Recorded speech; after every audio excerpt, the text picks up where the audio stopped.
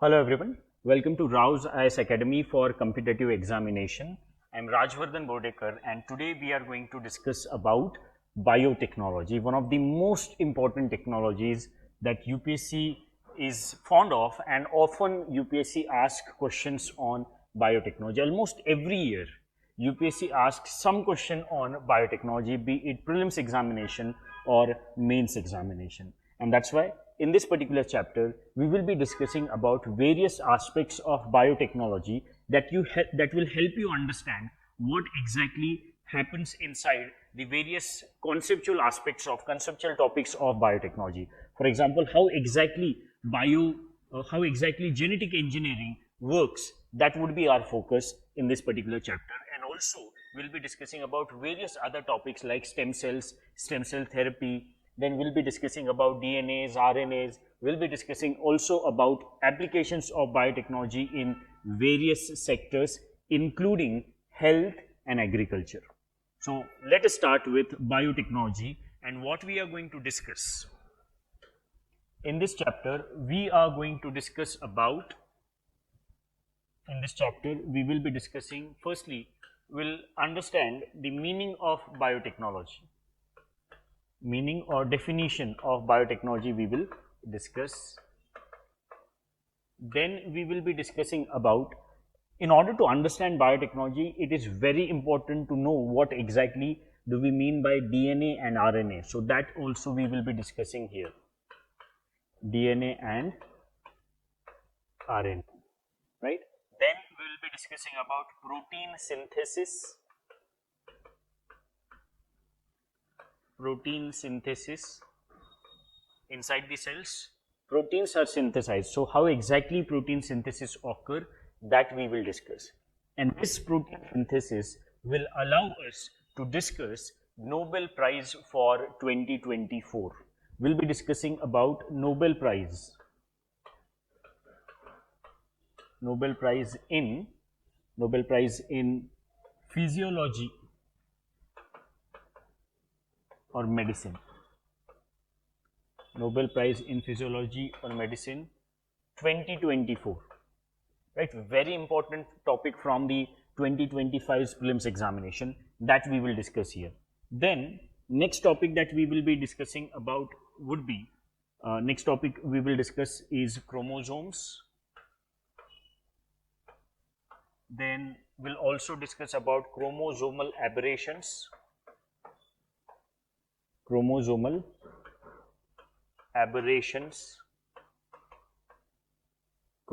and then chromosomal aberrations we'll discuss. We will also discuss about cloning, different types of clonings that we have.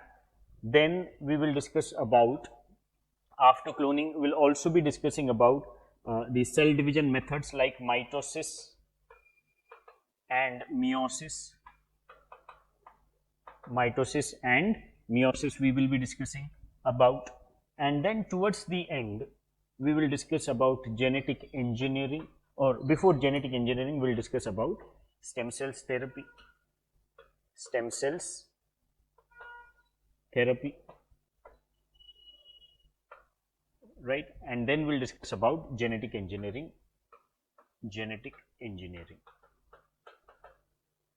And finally in this chapter we will also discuss about the applications of biotechnology. So that is what we are going to discuss about in this particular chapter. Let us start with first topic, and that is biotechnology definition. So what exactly do we mean by biotechnology? This is very important aspect, so please be attentive now. So biotechnology is a technology. That means, and we know that technology means application of science. So what exactly is biotechnology? In biology, which is a science, biology is a science related to living organisms. So in biology, we get understanding of different living organisms. For example, if in biology we understood about bacterias, let's say we got the information about bacterias. Now when this knowledge about bacteria is used, when the knowledge or understanding with respect to bacteria is used for the development of new products, which are useful for humans,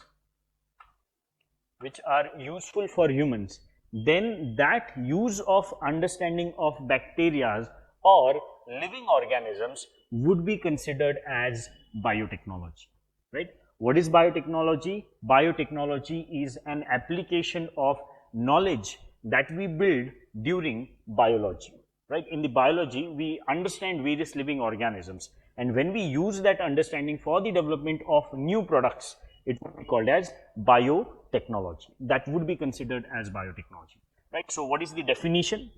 So we can define biotechnology as use of scientific knowledge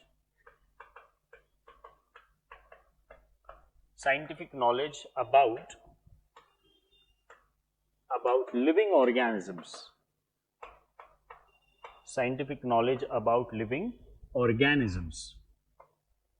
use of biological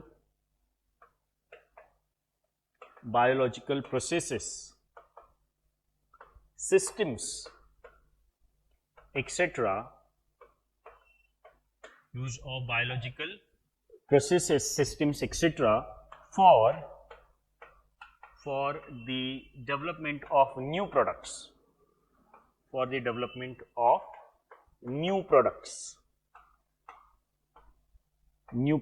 It is called as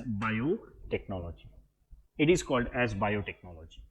Fine. I hope this is clear to you. What is biotechnology? Biotechnology is an application of biology wherein we use various scientific understanding of the living organisms, various biological processes, biological systems for the development of new products. Let me give you some examples to make you understand this particular definition of biology, the definition of biotechnology.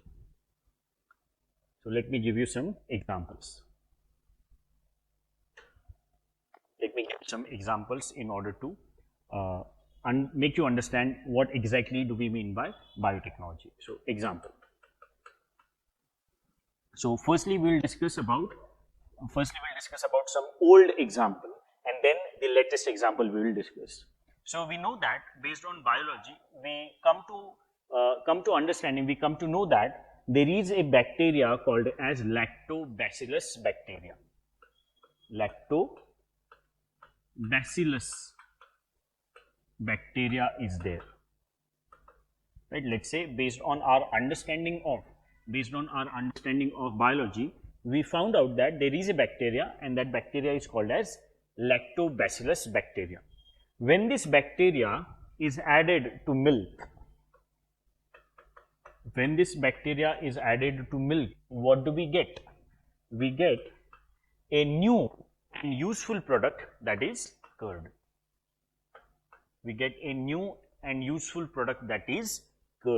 So that is one example which we can say is old, very primitive example, because curd is being used since the ancient civilization, and that's why we can say that this kind of use of some bacteria for the development of new products is an old example of biotechnology. That means biotechnology is being used since very long time. But if we talk about biotechnology in today's context, then we can take example of another bacteria, and that bacteria is Bacillus thuringiensis.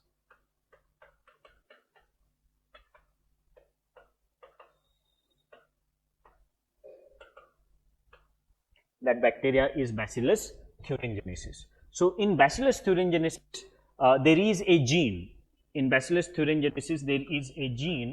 And this gene helps Bacillus thuringiensis bacteria to produce toxic material. It can produce toxic material with the help of this gene.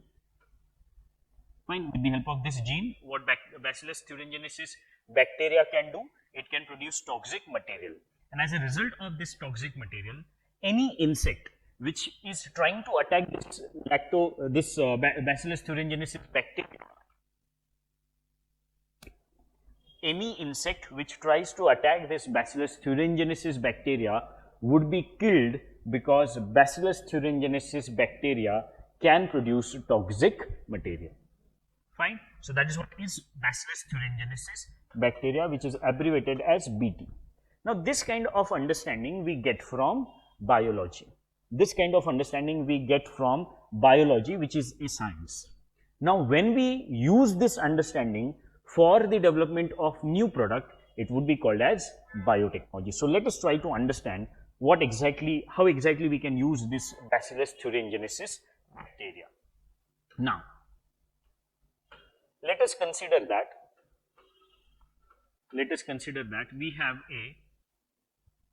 we have a natural cotton seed.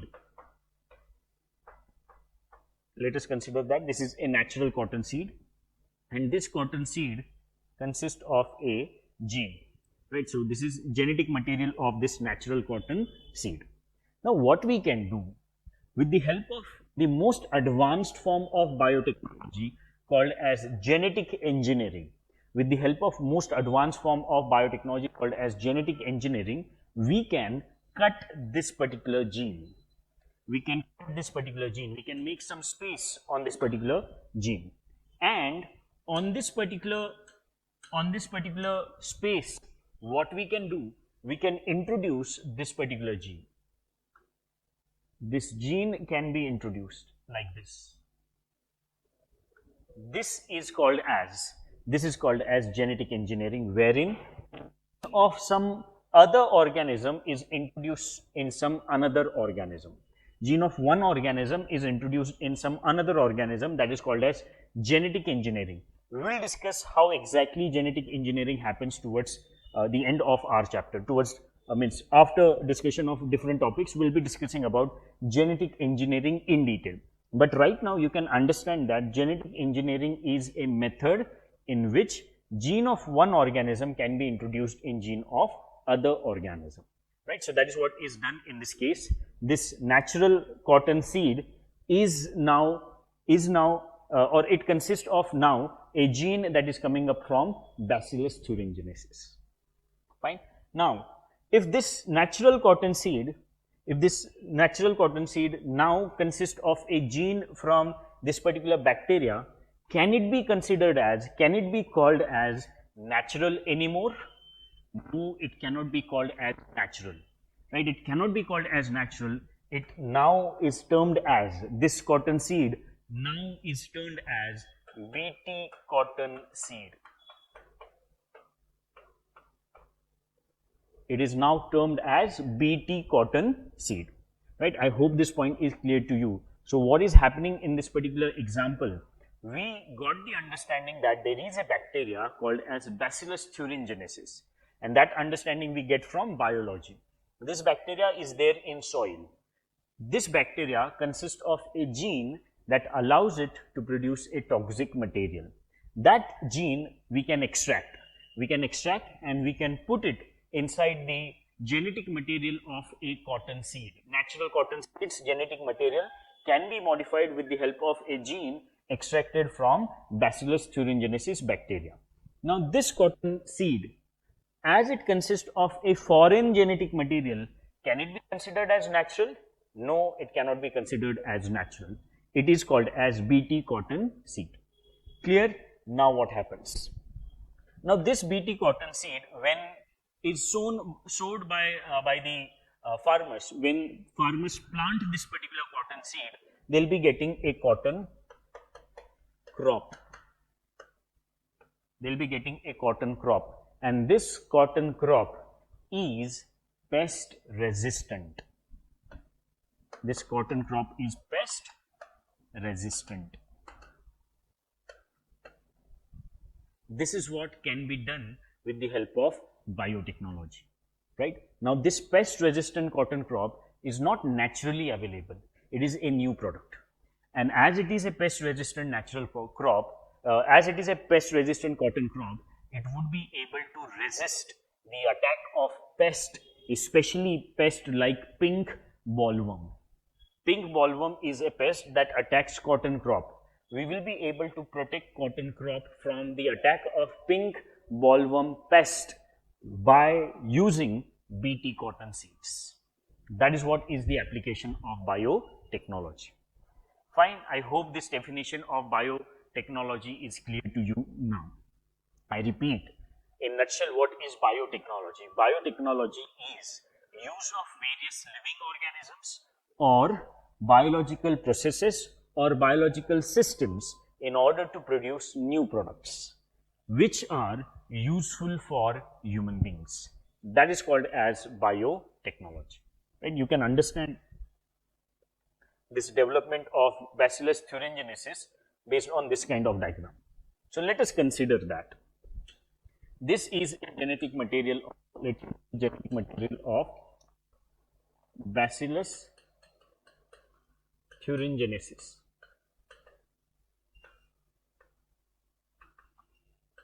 Let's say this is a genetic material of Bacillus thuringiensis and it is nothing but BT. It is nothing but BT, right? So what we have done, as you can see in this particular diagram, what we have done, we have extracted a gene. We have extracted a gene. Now this is which gene? This is that gene that allows, that allows Bacillus thuringiensis to become a pest resistant bacteria, right? It can produce. So this is the gene related to toxic material production. Let me change the color.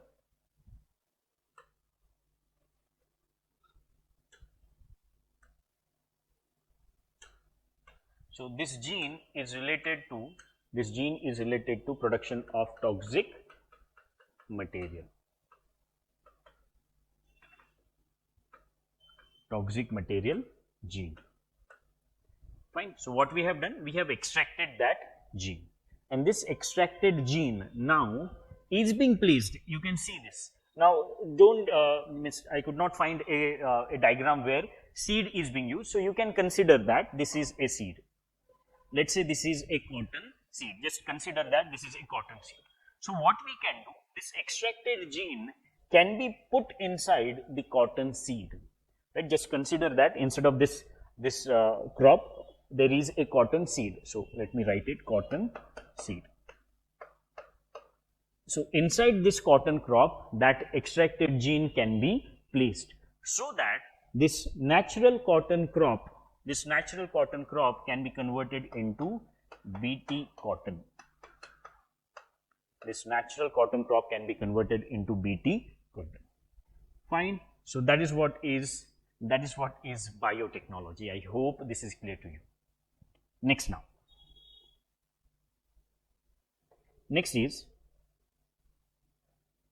now there are some types of biotechnology that you should be aware of.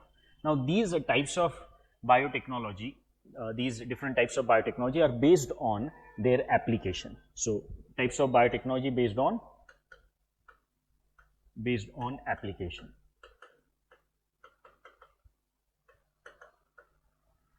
Types of biotechnology based on application. So many different types are there. We'll discuss 4 to 5 types of biotechnology based on application. First is red biotechnology. I'm writing in short biotech, right? Biotechnology is biotech, right? So red biotechnology is application of biotechnology in health and pharmaceutical sector. Use in health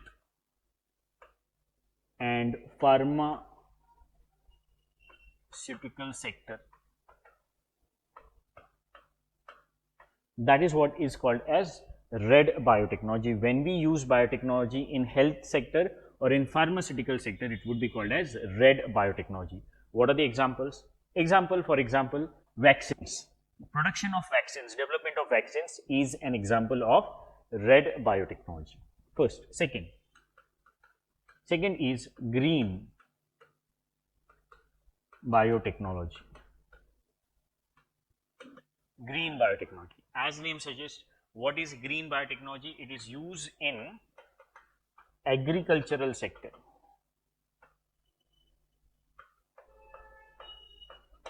It is use of biotechnology in agricultural sector, right? So that is what is green biotechnology used in agriculture sector. Where do we use in agriculture sector? Just now we discussed BT cotton. What is BT cotton? BT cotton is a genetically modified cotton, right? And genetically modified cotton or BT cotton is the only, it is the only genetically modified crop that we use in India. In India, it is the only genetically modified crop that we use, right? So that is green biotechnology. Next, blue biotechnology. Blue biotechnology. What is blue biotechnology? Blue biotechnology is use of biotechnology in marine or aquatic environment.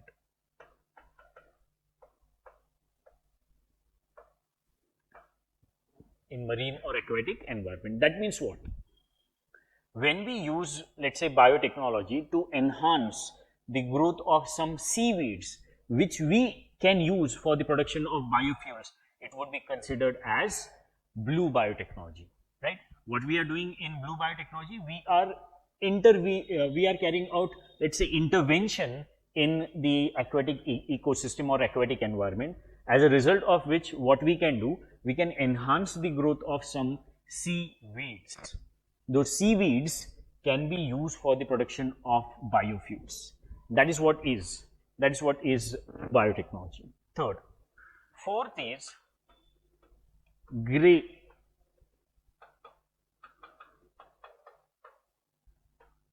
Fourth is grey biotechnology. What is grey biotechnology? Grey biotechnology is use of biotechnology in industrial sector. Use in industrial sector. In what way we can use biotechnology in industrial sector? In industrial sector, biotechnology can be used for the production of biochemicals, biocatalysts, which would be helpful in industrial sector as they would not be polluting. Right? Instead of use of chemicals in industrial sector, what we can use biochemicals, which will not be polluting, which will not be as polluting as the chemical based or the synthetic chemicals. Okay? So that is also called as grey biotechnology. And one more is white. Sorry, one small change. Grey biotechnology. So this biotechnology which is used in industrial sector is called as white, not grey. Please make that right. Please make that correction. White biotechnology is the biotechnology that is used in industrial sector. One more, grey.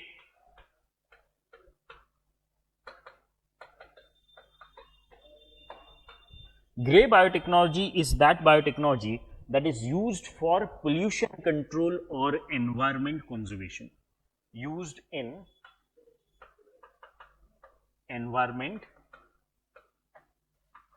conservation.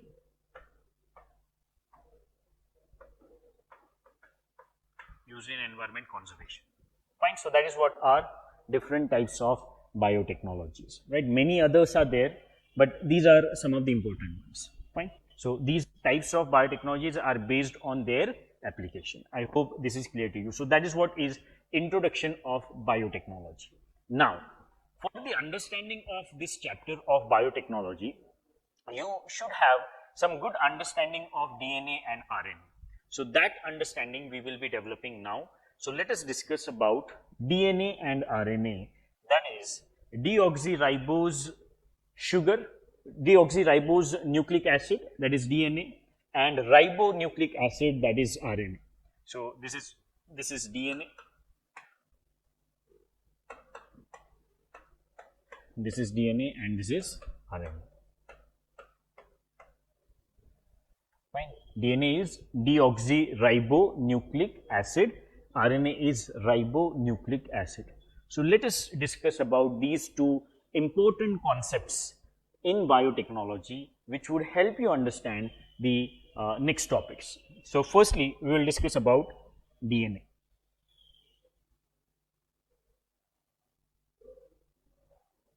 So, firstly we will discuss about RNA.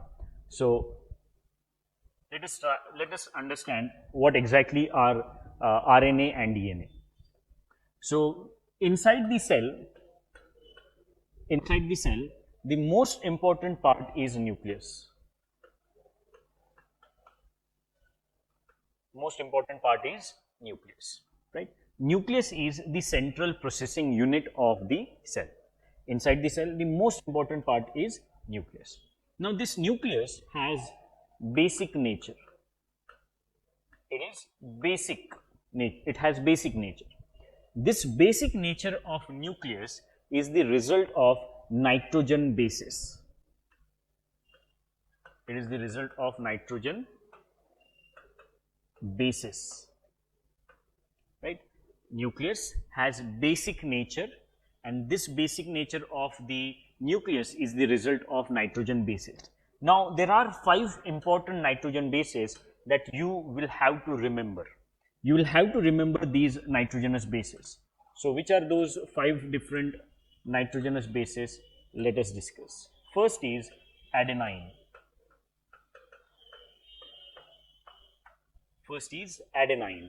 Second is guanine. Third is cytosine. Fourth is thymine. And last is uracil. Fifth is uracil.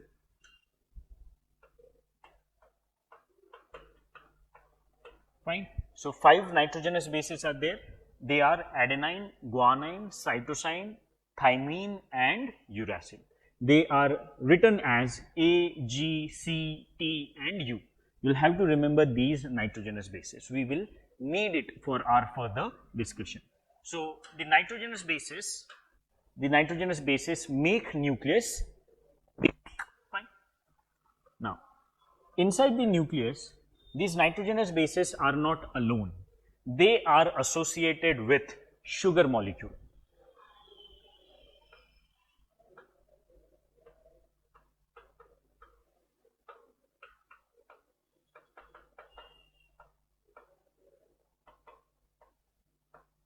Right, inside the nucleus, these nitrogenous bases are associated with sugar molecule.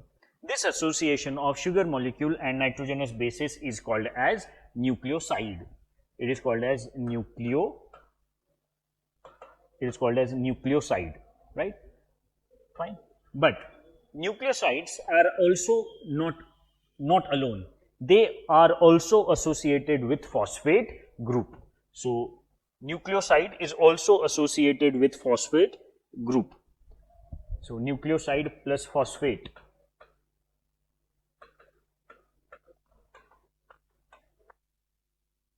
Nucleoside plus phosphate is there inside the nucleus, and the combination of nucleoside and phosphate is known as nucleotide. So, you will have to remember these terms. You will have to remember all these nitrogen bases. You will have to remember what is nucleoside, what is nucleotide. Okay. Now, inside the nucleus, so we have nucleotide. How does nucleotide look like? Nucleotide look like this. Nucleotide has sugar molecule, it has phosphate group, and it has nitrogen base.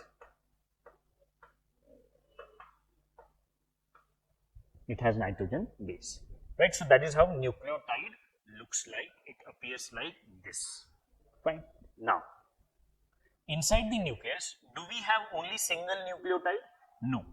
There is a chain of nucleotide or polymer of nucleotide, and that chain and polymer of nucleotide is called as nucleic acid.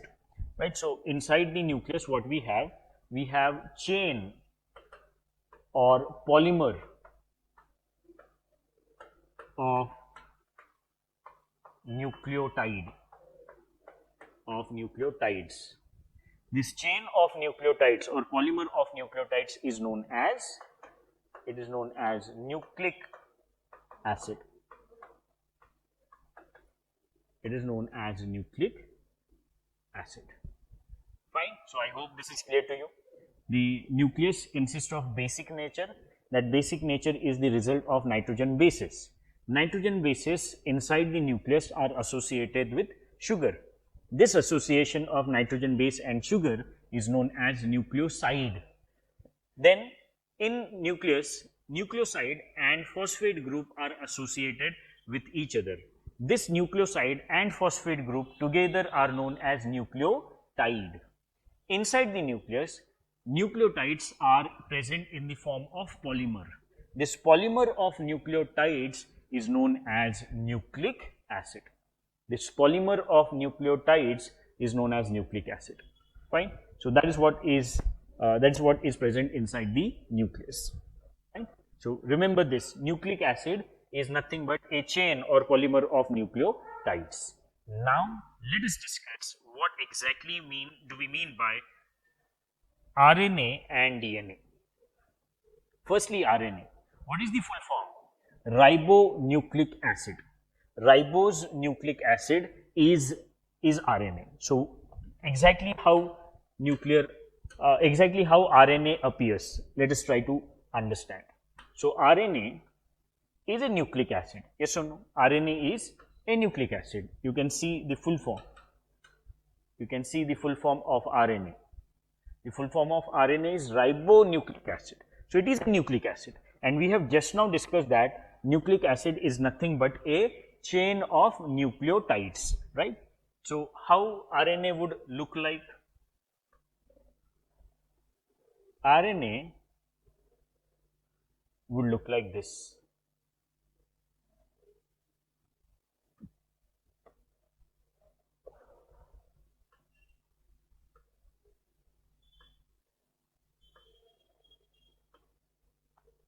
RNA look like this. So it has sugar molecule. This sugar is ribose sugar. Sugar inside the RNA is ribose sugar. So in short, RS. RS stands for ribose sugar. So everywhere we have sugar. Everywhere we have ribose sugar, right?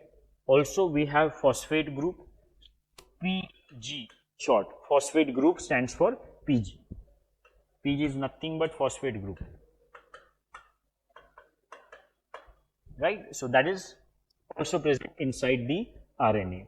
And RNA being a chain of nucleotides, we know that in nucleotides three things are present: sugar, phosphate and nitrogen base. So nitrogen bases present in RNA are adenine, adenine is there, guanine, cytosine and thymine is not there in RNA. Instead of thymine, we have uracil. That is what is RNA, right? Then there would be another. It can also have one more. It can also have one more nucleotide, and that nucleotide will also have ribose sugar. It will also have phosphate group, and again it will have a nitrogen base, which can be any of these. It can be adenine, it can be guanine, it can be cytosine, it can be uracil. We'll write it as cytosine. That is what is RNA. Fine. So that is how RNA looks like. Fine.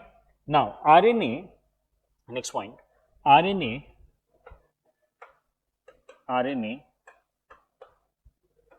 is not a genetic material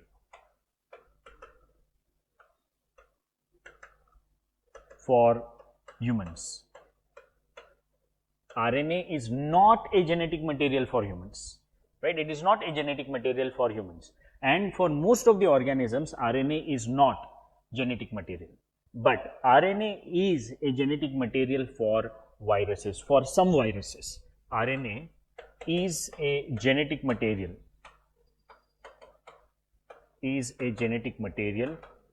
for some viruses. Not all viruses. Some viruses have RNA as their genetic material. What is the example? Example is SARS-CoV-2. SARS-CoV-2 This virus led to an infection called as COVID-19. COVID-19 was the result of this particular virus, and this virus is RNA virus. Which virus it is? It is RNA virus. Remember this term. Remember this fact that SARS-CoV-2 virus that led to COVID-19 infection was RNA virus. Okay? So that is what is RNA. RNA, is it a genetic material in humans? No, it is not a genetic material in humans. I hope this is clear to you. That is what is RNA, right? RNA only have one helix. It only consists of one helix, right? For example, let me show it to you. RNA consists of only one helix. So you can see this. Only one part is there in RNA. This is DNA. DNA consists of two helix that we will discuss in a while, right? RNA only consists of one helix. Next slide. Now let us discuss about DNA. Let us discuss about DNA. DNA is deoxyribose nucleic acid. So how exactly DNA looks like? How exactly DNA looks like?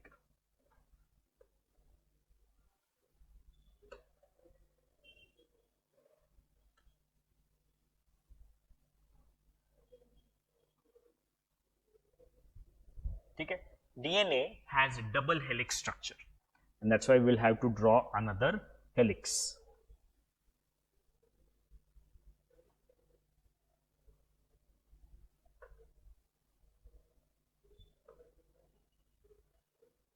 Fine. So that is what is the second helix, and this is what? This is a chain of nucleotides, and each nucleotide consists of three parts.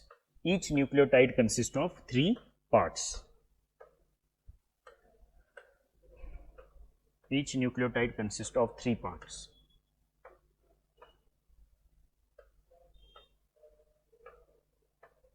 Fine. Which are those parts? First is sugar, second is phosphate group, and third is nitrogen base. So first would be sugar. But in case of DNA, sugar is deoxyribose sugar. Deoxyribose sugar is the sugar present inside the DNA. What was the sugar in RNA? It was ribose sugar.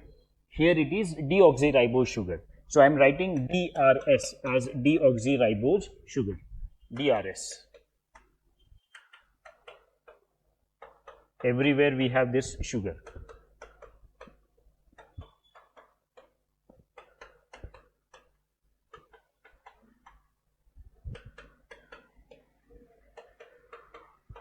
Everywhere we have this sugar. Fine. Then we also have phosphate group. Everywhere we have phosphate group. PG stands for phosphate group. PG stands for phosphate group.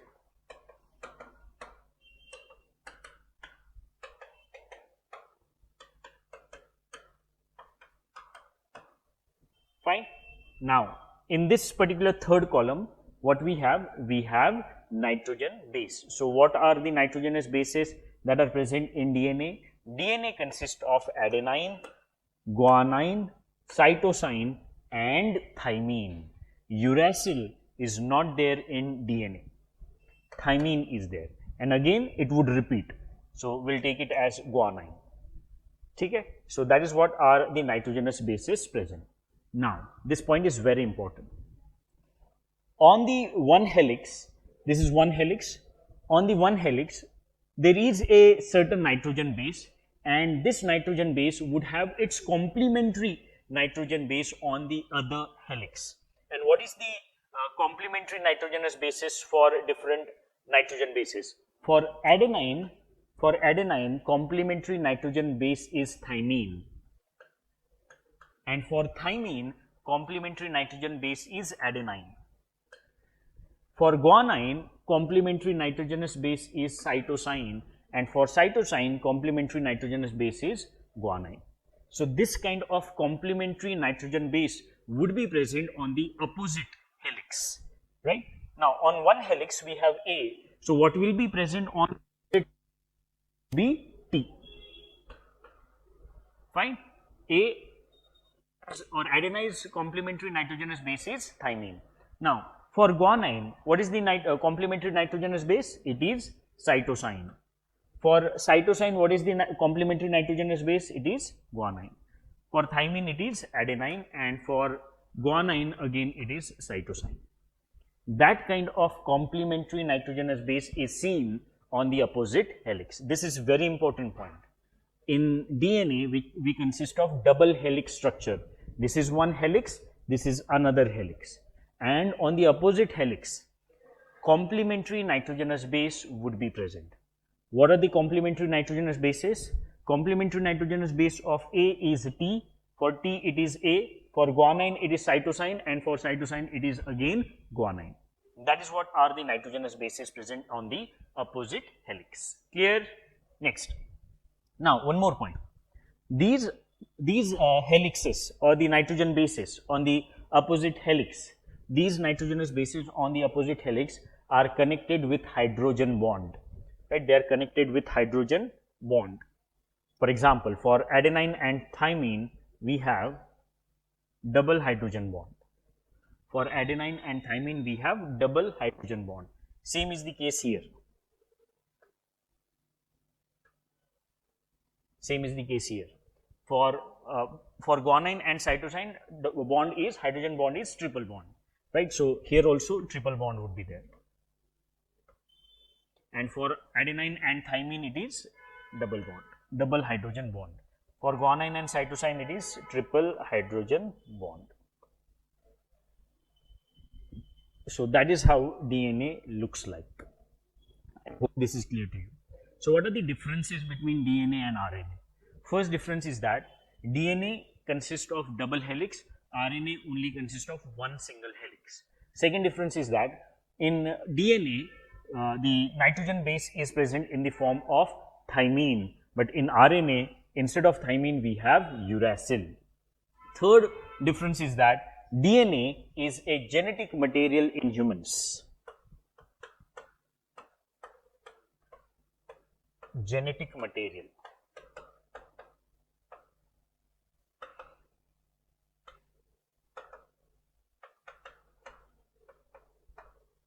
In humans. Fine, DNA is present as genetic material in humans, and RNA is not a genetic material in humans. I hope this is clear to you. Fine. Now, this is what is the structural difference between DNA and RNA. Now, if we want to understand the functional difference between DNA and RNA, we'll have to discuss about protein synthesis. So let us discuss about protein synthesis in order to understand the functional difference between DNA and RNA. So let us discuss about the difference between DNA and RNA, and in order to discuss that functional difference between DNA and RNA, we have to discuss about protein synthesis. Protein synthesis is an important process that occurs inside the cell. DNA carries the genetic information from parents to offsprings. That genetic information is used for protein synthesis. Protein synthesis inside the cell occur inside the ribosome. Right? In ribosome, what happens? Protein is synthesized. But ribosome is outside of the nucleus, and the protein synthesis information is present inside the nucleus on DNA. On DNA, we have genetic information that is important for protein manufacturing. And who manufactures protein? Protein is manufactured by ribosome. Where ribosome is present? Ribosome is present outside of the nucleus. That problem is solved through the mechanism of RNA. And that is what is the functional difference between DNA and RNA. So let us try to understand protein synthesis method, protein synthesis process to understand the role of ribonucleic acid. So this is what is the diagram you can see. So this is the cytoplasm, right? So this entire part is cytoplasm, and this part is nucleus. As you can see, this is nucleus, fine, and this is cytoplasm. So inside the nucleus we have DNA. inside the nucleus we have DNA. DNA carries genetic information, right? DNA carries genetic information from parents to offspring. We have just now discussed that DNA is a genetic material in humans, and that's why it carries genetic information from parents to offsprings, right? But where is that DNA present? DNA is present inside the nucleus. And this nucleus or this DNA which carries genetic information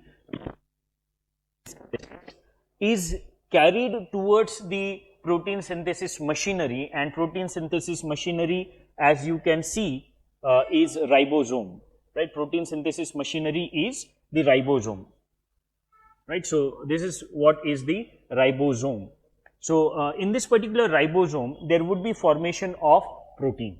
In this ribosome there would be formation of protein, but information is inside the DNA and protein is manufactured outside of the nucleus in the cytoplasm in ribosome. This problem is solved based on RNA.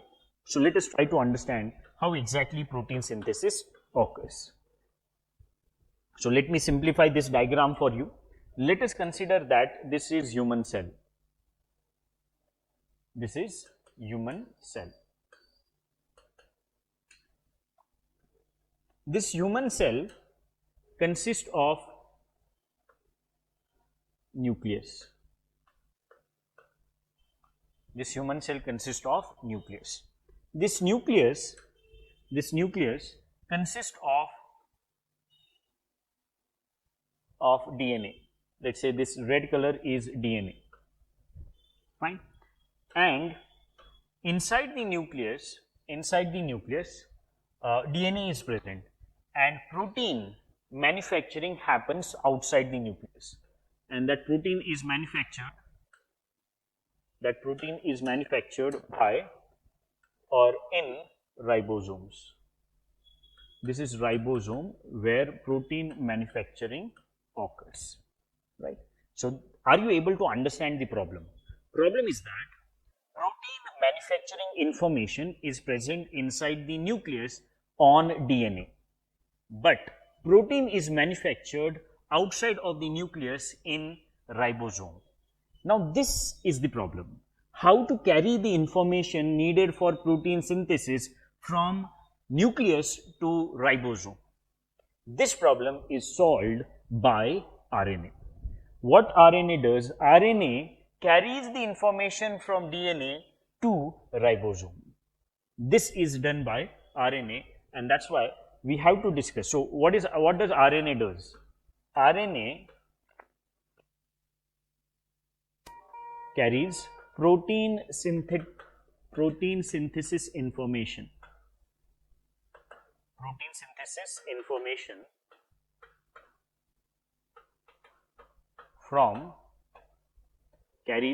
synthesis information from nucleus to ribosome.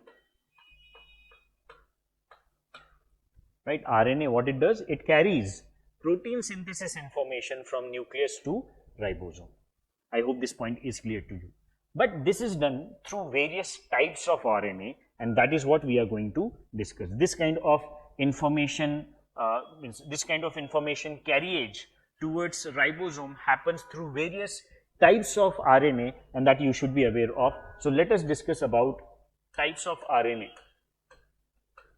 Types of RNA involved in protein synthesis.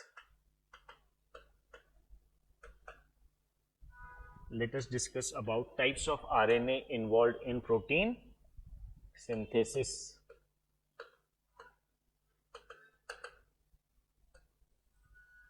Types of RNA involved in protein synthesis. First type of RNA is messenger RNA, which is abbreviated as mRNA. Messenger RNA or mRNA. What messenger RNA does? Messenger RNA copies DNA information on RNA. Right? What happens inside the in the mRNA? mRNA copies DNA information in RNA. This process of copying genetic information from DNA to mRNA is called as transcription. This is called as transcription. This is called as transcription. Fine. So that is what is the function of messenger RNA or mRNA. What it does, it copies the information from DNA to itself, and that information would be taken towards ribosome. That information would be towards ribosome. That is what is done by mRNA. And the process of copying information from DNA to RNA is called as transcription. Very important word, very important term. Copying of information from DNA to RNA is transcription, right? And now just one information for you. We discussed that SARS-CoV-2 is a RNA virus. SARS-CoV-2, which led to COVID-19, was RNA virus, right? Now, in the laboratory, it is very difficult to multiply RNA. In laboratories, we can multiply RNA, but it is time consuming and also it requires lots of cost. So, to identify whether a particular person is suffering from COVID-19 or not, what we do, we copy the information of RNA. SARS-CoV-2 is RNA virus. So, that RNA information is copied on DNA. This is reverse of transcription, because in transcription what happens? DNA information is copied on RNA. But in case of SARS-CoV-2, COVID-19, it is RNA virus, and that's why RNA information is copied on DNA. This is reverse of transcription, and that's why it is called as reverse transcription process.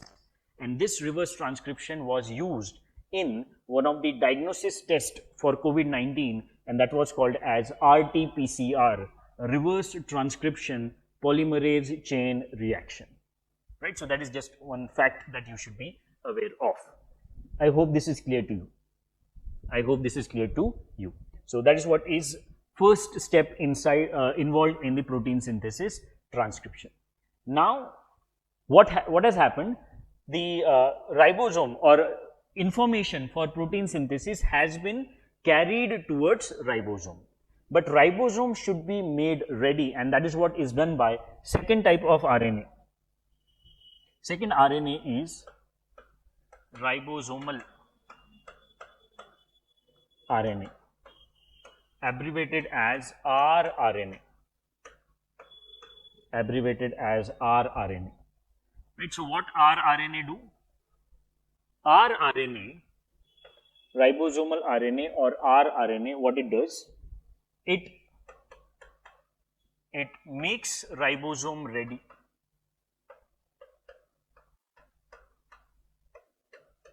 It makes ribosome ready for protein synthesis.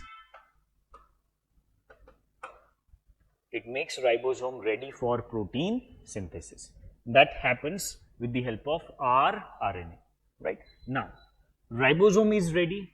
Ribosome also has received information needed for protein synthesis. Now, what is left? One more aspect is left, and that is raw material for protein synthesis. You must be aware, proteins are made up of amino acids. So, amino acid would be taken towards ribosome by another type of RNA, and that RNA is called as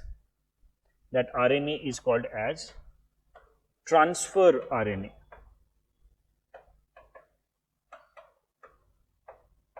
That is tRNA. That RNA is called as tRNA or transfer RNA. What it does?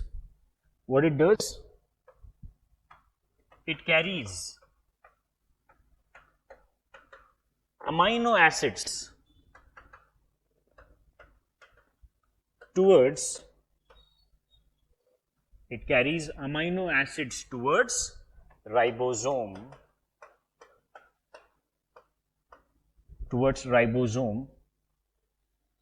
which is then utilized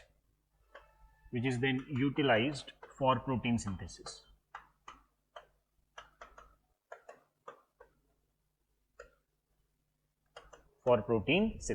I hope this is clear to you.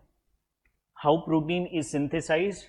Protein is synthesized by carrying information required for protein synthesis from DNA to ribosomes. From DNA, that means from nucleus to ribosomes, right? And this is done with the help of three important types of RNAs. First is messenger RNA, which carries out the process of transcription.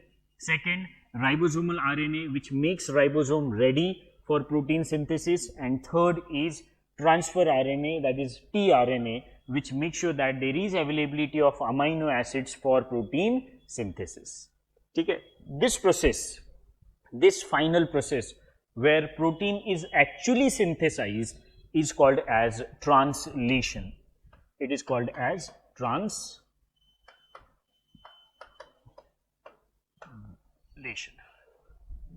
Fine. So that is what is protein synthesis. I hope this is clear to you. So this is the difference, functional difference between DNA and RNA. DNA carries the genetic information from parents to offsprings, but that genetic information should be utilized for protein synthesis. This utilization of genetic information is done with the help of RNA. I hope this point is clear to you.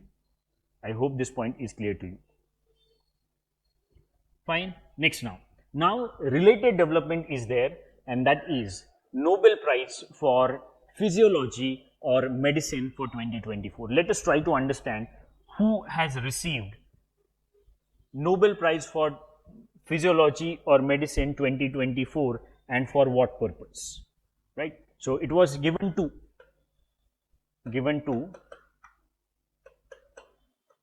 so names are Victor Ambrose and Gary Ruvkun. Victor Ambrose and Gary Ruvkun, right? It is given to Victor Ambrose and Gary Ruvkun. These are the Nobel laureates of 2024 for physiology and medicine. Why or for what purpose? For what contribution of these two Nobel laureates they have received Nobel Prize for this year? They have received Nobel Prize for discovery of microRNA.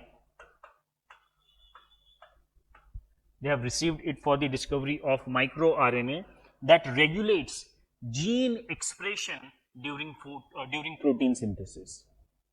That regulates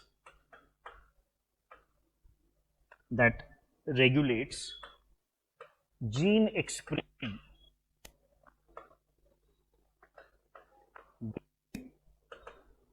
protein synthesis. During protein synthesis, whatever gene regulation is done, that is done by microRNA. Now, try to understand what exactly do we mean by this. We have just now discussed about protein synthesis. In protein synthesis, what happens? mRNA carries genetic information towards ribosome, and ribosome use that information for carrying out synthesis of protein. But once enough protein is synthesized, this information that is flowing towards the ribosome should stop. Once enough protein is synthesized, this flow of information from nucleus towards ribosome with the help of mRNA should stop, right? This, if does not stop, this flow of information towards ribosome does not stop, then protein synthesis will continue, and that would harm cells, right? It would have negative impact on cells, and hence there has to be some mechanism that would regulate the transcription process. Earlier it was thought that there are some proteins that regulate this post-transcription gene regulation. this post-transcription gene regulation, it was thought that earlier was carried out by some proteins. Those proteins are called as transcription factors. It was thought that there are presence of transcription factors that ensures degeneration of mRNA. Right? Earlier, so it is not about Nobel laureate's contribution.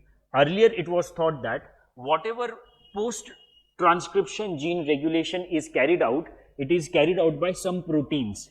They are called as, those proteins are called as transcription factors. What was the role of these transcription factors? Their role was to degrade mRNA.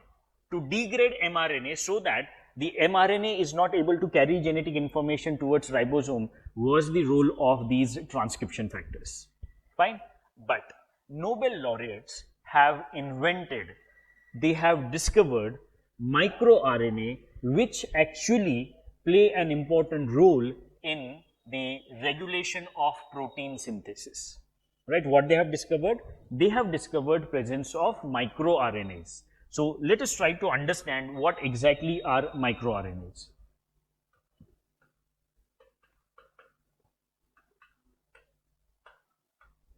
MicroRNA abbreviated as miRNA. miRNA. So these are small length RNAs.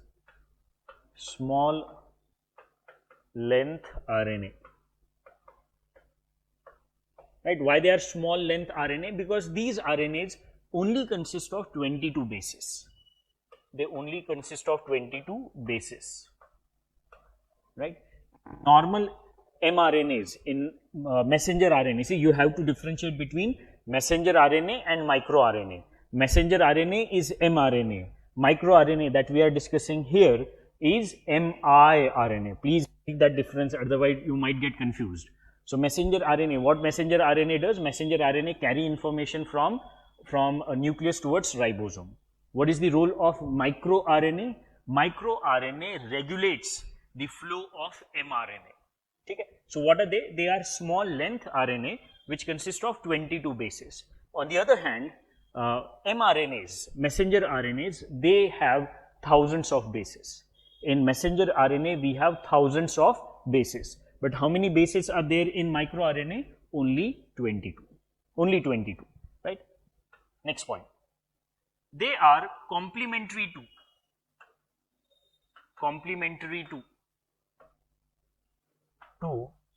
the messenger RNA. They are complementary to the messenger RNA. What does that mean? What do we mean by complementary to messenger RNA? So please try to understand this point. This is also an important point. Now let us consider that mRNA, messenger RNA, has nitrogenous bases like A, G, C, U, U, C, G. I'm just giving an example.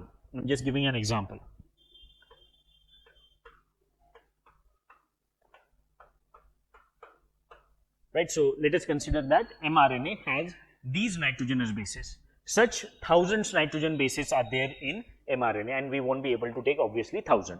So that is what is mRNA nitrogenous bases. Now what we have discussed that microRNA are complementary to mRNA. Now what does that mean? So let us try to understand what do we mean by complementary to mRNA. So this is mRNA, messenger RNA. How microRNA will look like? What kind of nitrogenous bases microRNA will have? We have discussed that during our discussion of DNA and RNA, that adenine has a complementary nitrogenous base in the form of thymine, right? And guanine has a complementary nitrogenous base in the form of cytosine, and vice versa. Fine. But in case of RNA, we know that thymine is replaced by uracil, and hence complementary nitrogen base for uracil is adenine, and for adenine complementary nitrogenous base is uracil. Okay. Now how mRNA will look like? mRNA will have complementary nitrogen base. What is complementary to A? It is uracil. Uracil. For guanine, it is cytosine. For cytosine, it is guanine. For uracil, it is adenine. So that way, complementary nitrogenous bases are there. I hope you are able to understand these aspects.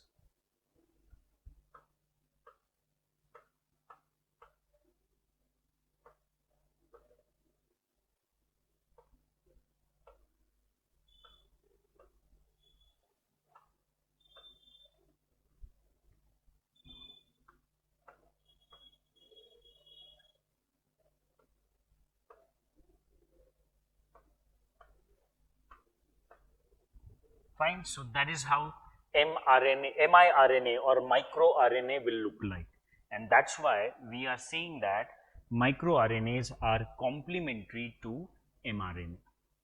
As they are complementary to mRNA, they would be specific to specific mRNA. That means for a particular mRNA, there would be particular microRNA. I hope this point is clear to you, right? And with the help of this complementary nature towards mRNA, what happens? Now, what is the utility of this complementary nature of microRNA? Suppose this is mRNA, microRNA would be able to fix itself with the mRNA. So if this mRNA is a kind of lock, if messenger RNA is a kind of lock, then microRNA would be like a key which will be able to fit inside that lock. That is what is complementary nature of mRNA and microRNA means. Fine. So microRNA will be able to target a specific messenger RNA as it is complementary to that messenger RNA, and this would help us regulate the cellular protein synthesis. This helps us, this microRNA, as it attaches itself with the messenger RNA, the flow of information towards ribosome would be stopped, and thus protein synthesis would be regulated. And that is what is the discovery of this year's Nobel laureate, which led to Nobel Prize for Physiology or Medicine in 2024 to these two Nobel laureates. So that is about our discussion of this Nobel Prize. I hope this is clear to you. We have discussed about the protein synthesis method, and also we have discussed about the Nobel Prize of 2024 awarded for the regulation of protein synthesis by microRNA. Now next. Now we will be discussing about chromosomes. So before that, you can check the app. RAO'S Academy for Competitive Examination app is there on Google Play Store. You can download that app from the Play Store, and also you can check these two test series. So first is for MPPSC Prelims 2025, and second is APPSC Group 2 Mains Examination for 2024. Both these test series are available on the application of RAO'S for Competitive Examination. You can scan this QR code to get more information. Next. Now we will discuss what do we mean by chromosomes. So let us try to understand what exactly are chromosomes. Fine. So you can see this. Inside the cell we have chromosomes. Inside the cell we have chromosome, and chromosomes are nothing but a highly compressed form of DNA. Right. So that is how chromosomes look like. Let us try to understand what exactly do we mean by chromosome. So we have just now discussed about DNA. We have just now discussed about DNA, that it is a genetic material of humans. DNA has long length. Right? DNA has a long length. It is close to 6 feet. Right? Almost 6 feet length is there of DNA. Right? Now, if this long length of DNA is supposed to be fit inside the nucleus of cell, we need to condense it. This long length DNA undergoes condensation. right? It is condensed, it is compressed. Highly compressed form, highly compressed or highly condensed form of DNA is called, highly condensed form of DNA is called chromatid.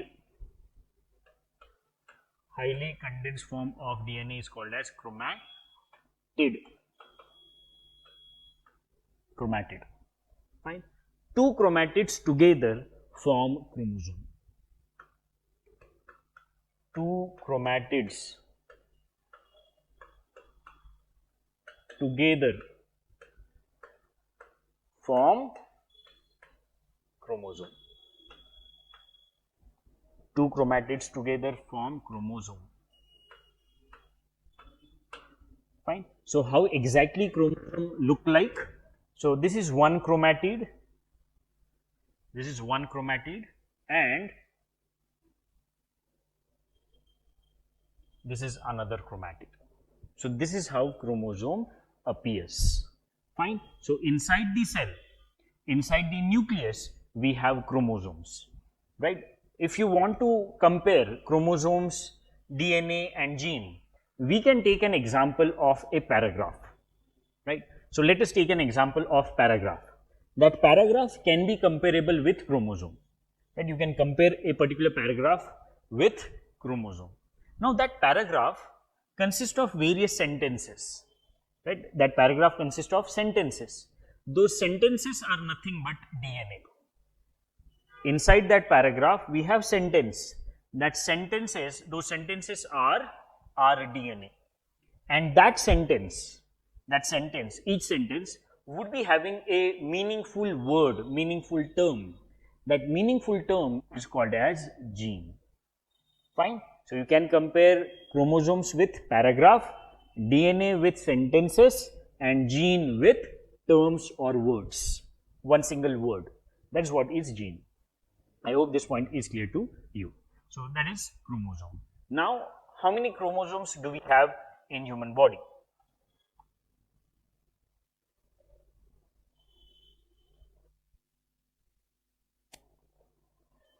So next is, how many chromosomes do we have in humans?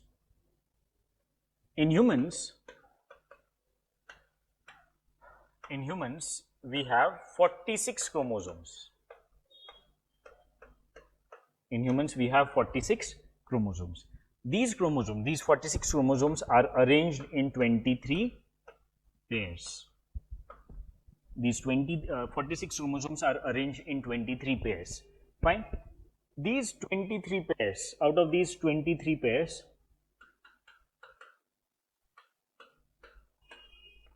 first pairs are called as autosomes.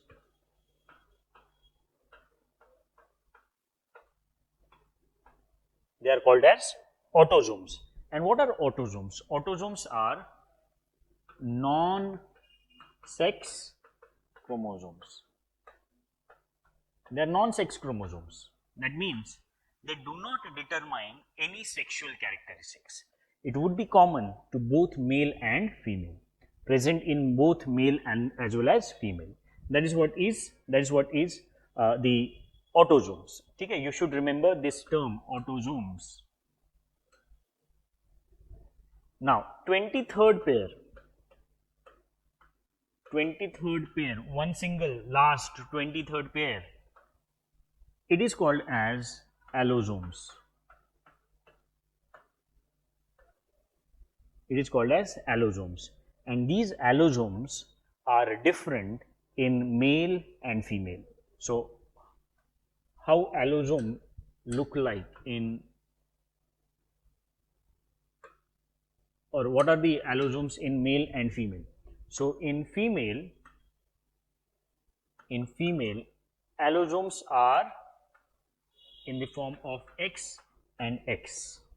That is what is the 23rd pair in females, and in males, 23rd pair is X, Y. 23rd pair is X, Y. Fine. So that's what is allosomes. And these allosomes are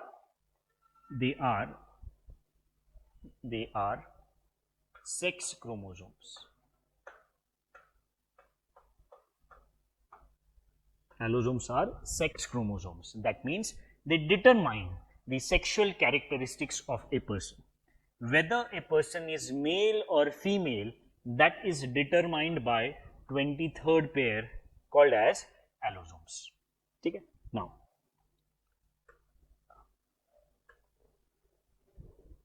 in female, we have discussed that in female, 23rd pair is X and X, and in male, 23rd pair is XY.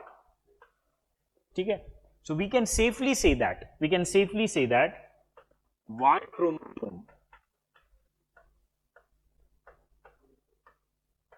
chromosome, as it is only present on males, we can say that Y chromosome determines male sexual characteristics. Y chromosome is related to male sexual characteristics. Male sexual characteristics are determined by Y chromosome.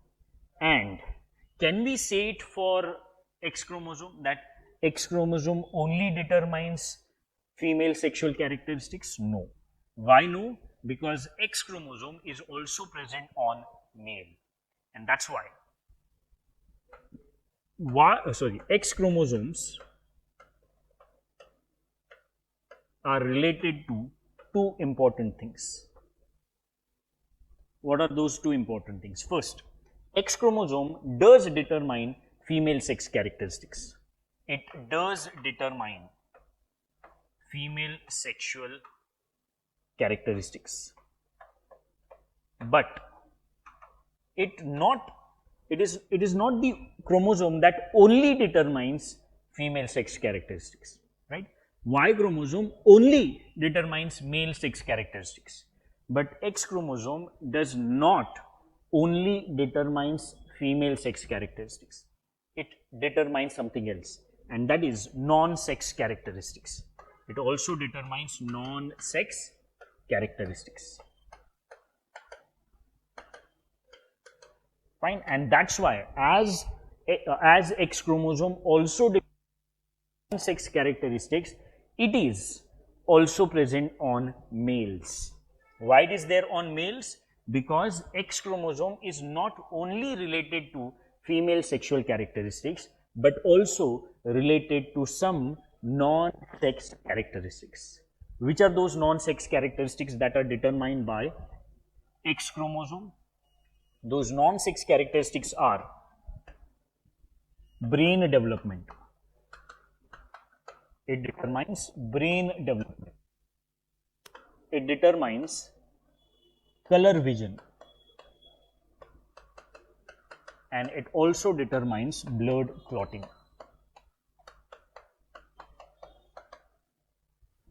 Blood clotting. These are some non-sex characteristics that are determined by X chromosome, and that's why X chromosome is also present on males. Is also present on males. I hope this point is clear to you. Fine. So that is what are chromosomes. Next, now we will discuss about another aspect related to chromosomes, and that is chromosomal aberrations. Chromosomal aberrations. Now, what do we mean by aberrations? What are aberrations? Aberrations means a deviation from normal course. A deviation from normal course is called as aberration. Okay? So let us try to understand what exactly do we mean by chromosomal aberrations. So we know that in humans, how many chromosomes are there normally?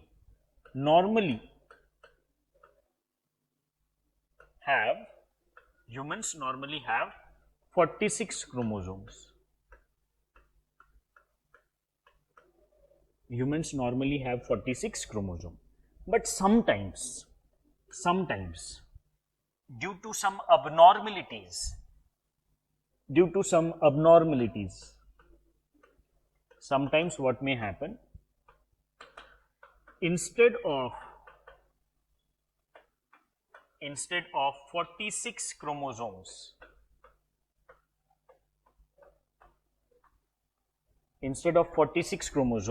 it may be the case that 45 chromosomes are there, or it may be the case that 47 chromosomes are there. This kind of abnormality, this kind of change, this kind of deviation is called as,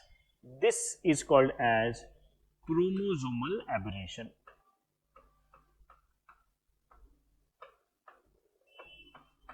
This is called as chromosomal aberration. Right? What is chromosomal aberration?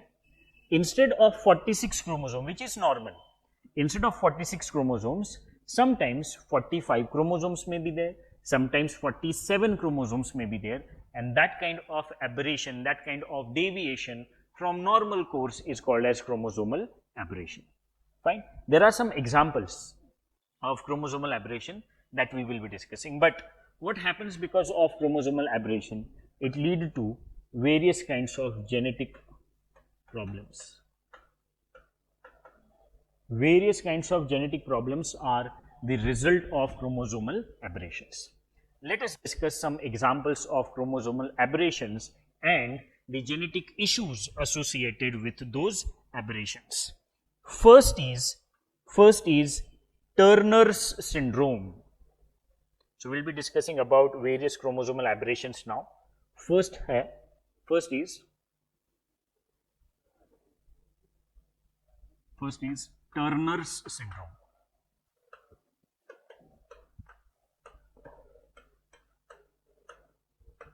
First syndrome is called as Turner's syndrome.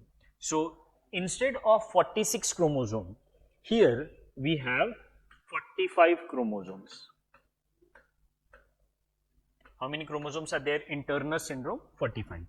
And 23rd pair, it should have XY or XX. But in case of Turner's syndrome, 23rd pair is X0. So this is 0. It is X0.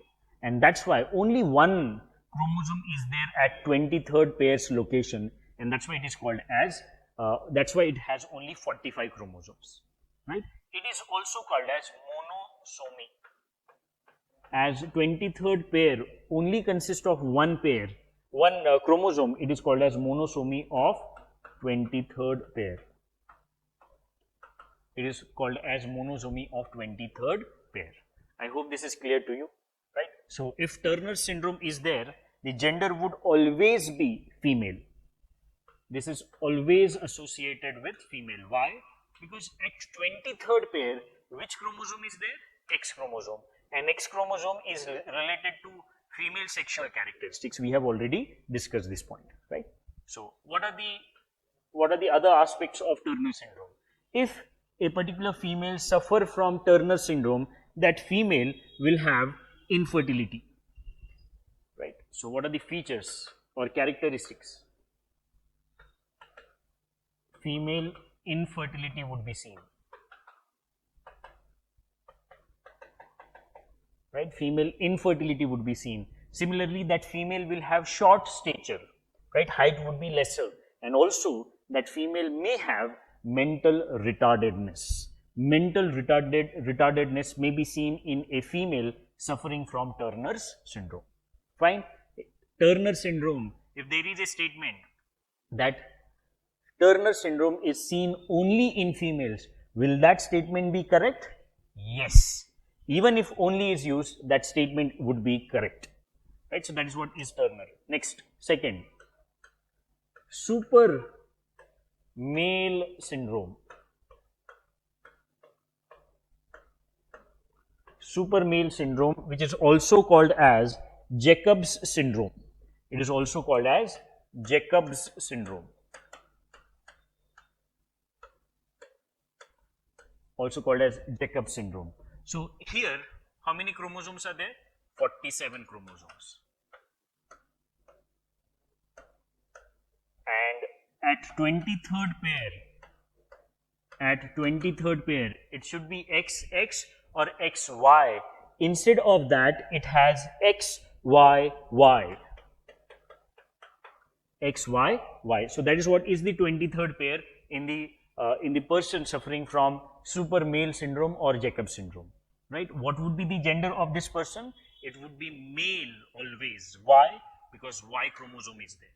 It is male always, fine. And what are the characteristics of this particular person? This particular person would be taller than average. Height would be more. This person may have criminal tendencies. There may be some criminal tendencies that would be seen in a person suffering from super male syndrome or Jacob syndrome. And also, this person may have learning problems. This person may have learning problems. So that is what is super male. Third is super female.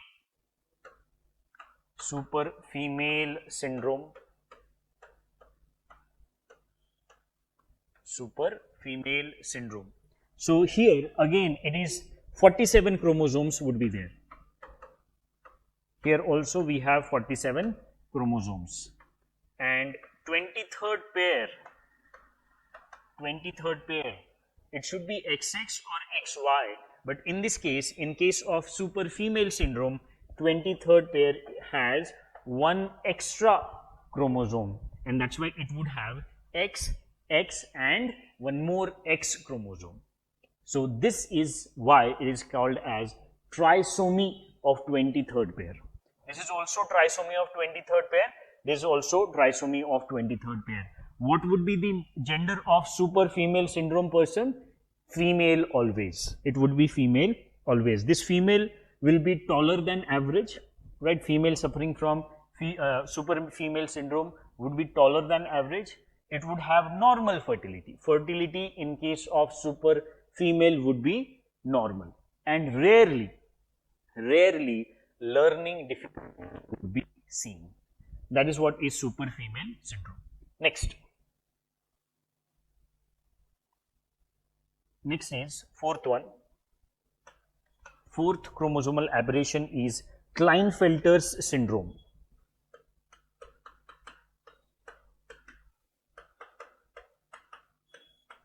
Klinefelter's syndrome. Fine. So Klinefelter syndrome is the next chromosomal aberration.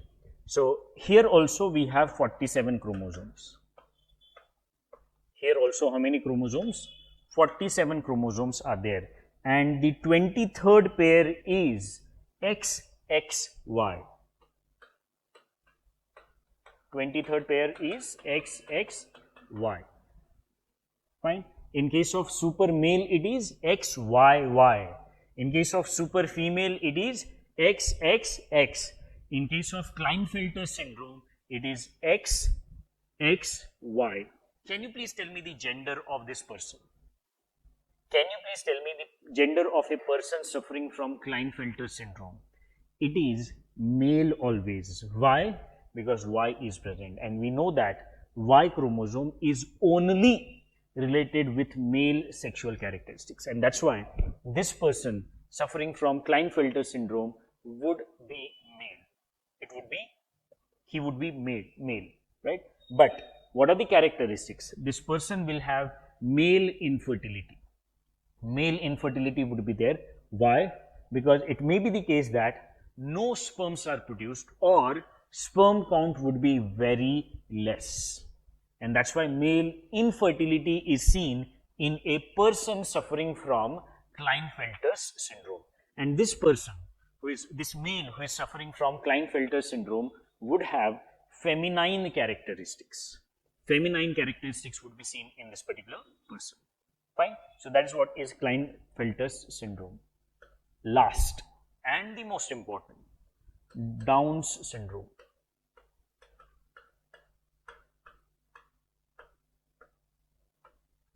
Down's syndrome. D-O-W-N-S. Down's syndrome.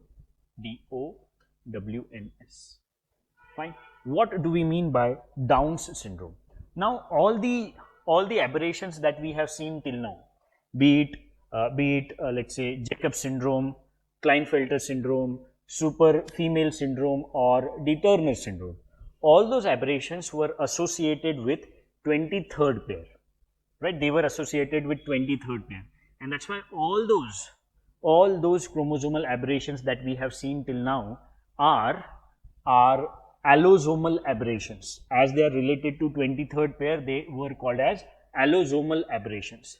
But Down syndrome is the aberration related to 21st pair of chromosome.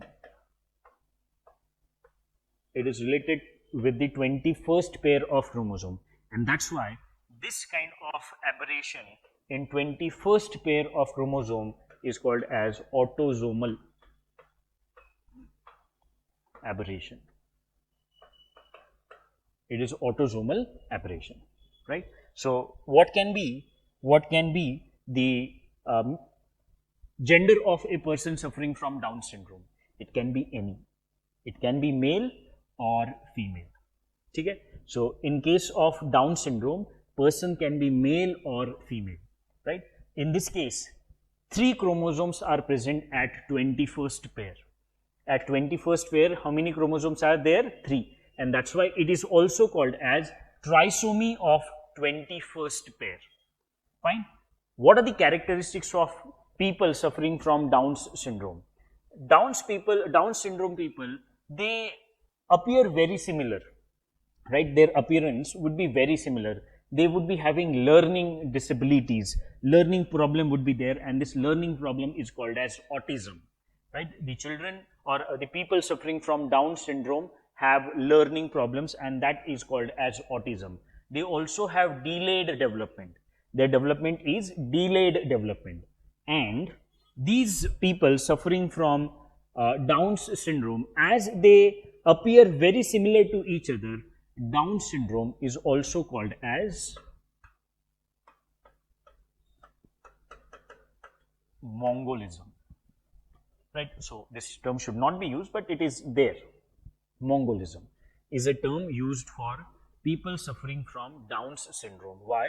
Because of their similar appearance. What can be the gender? It can be both male as well as female. Fine. Delayed development would be seen.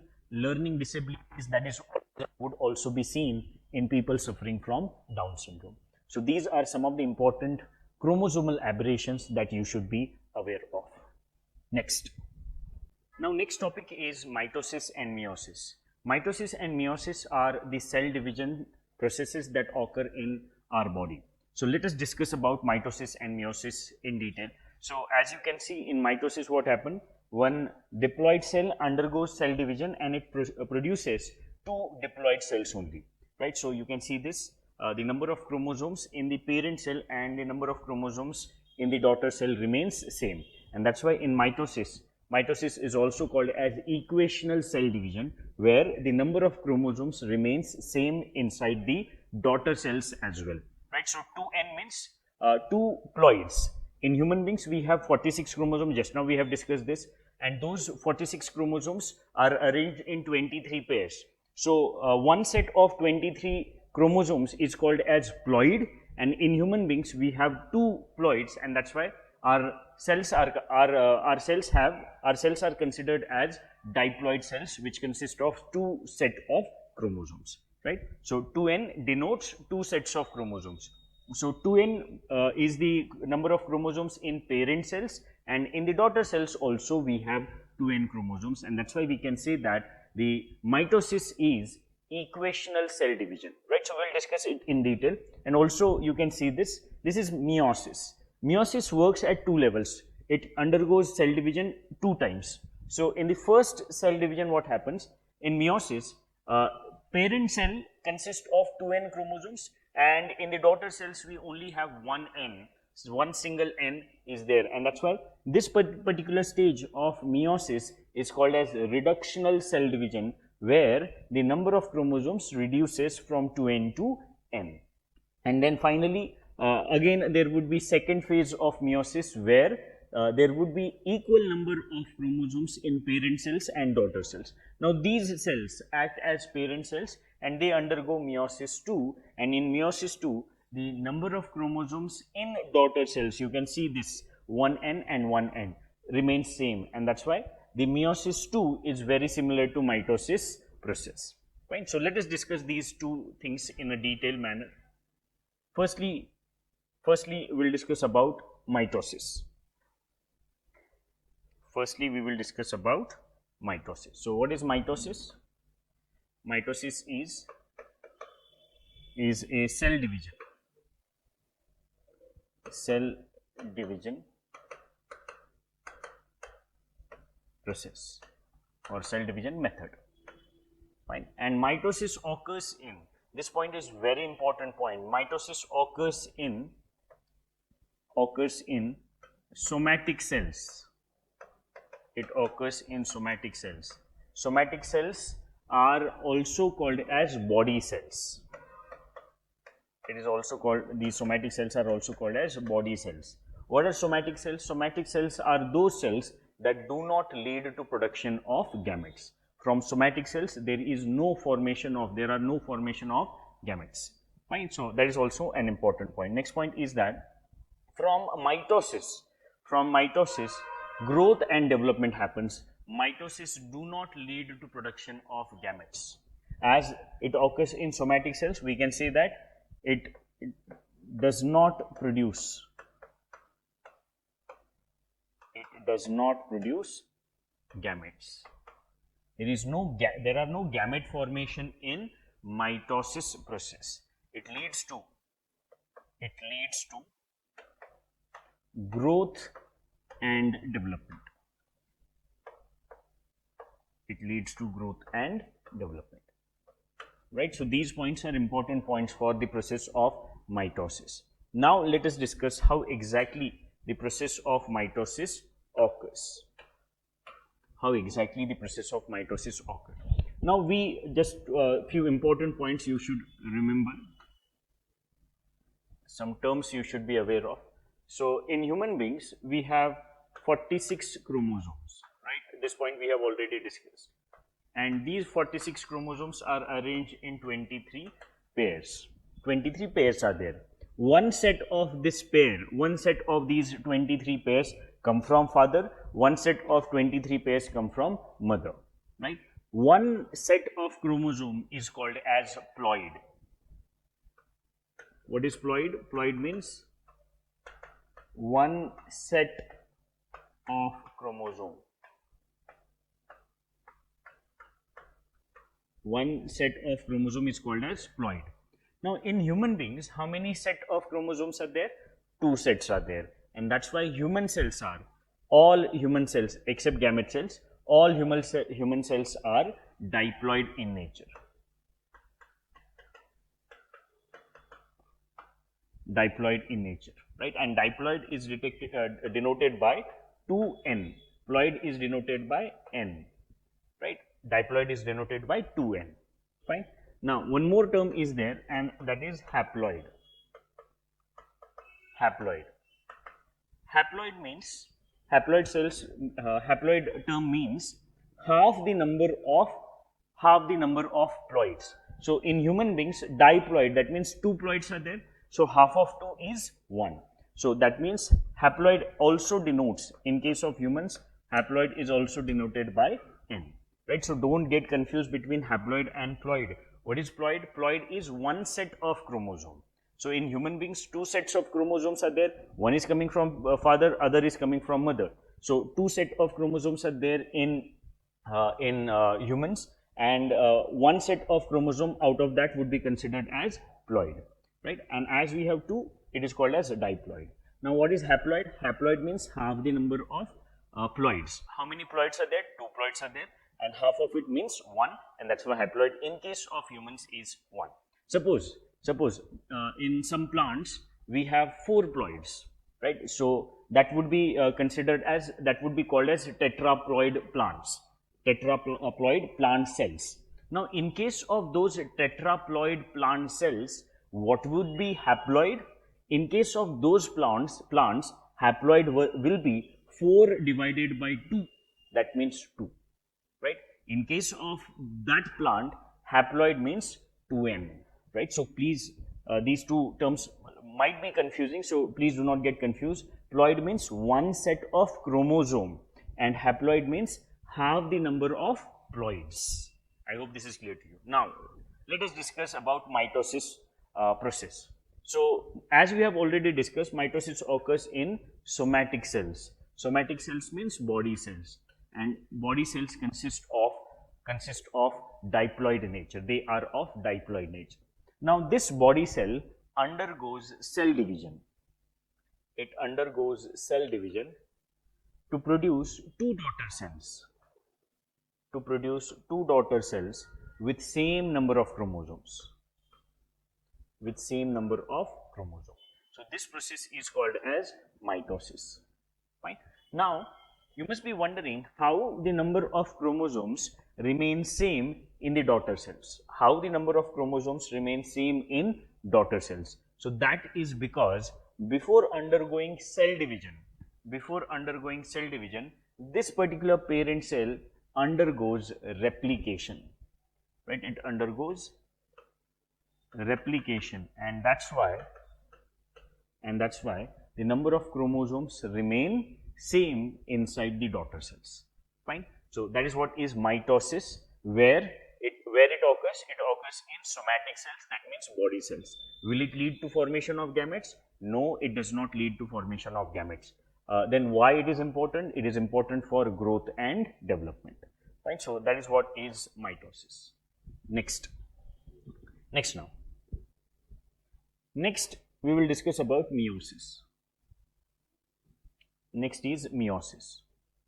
So what exactly is meiosis? Meiosis is also cell division, and it occurs in those cells that lead to production of gametes.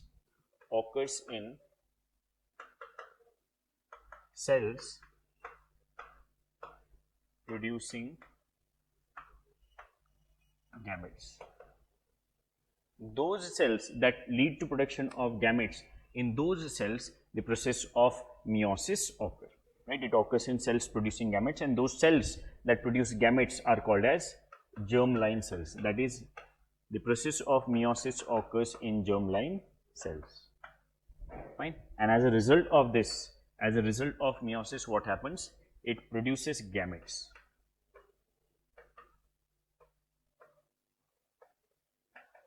It produces gametes.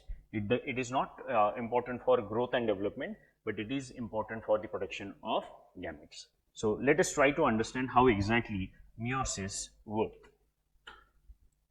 So meiosis occur in germline cells. That means those cells that produce gametes. So they also have diploid nature. Now this particular germline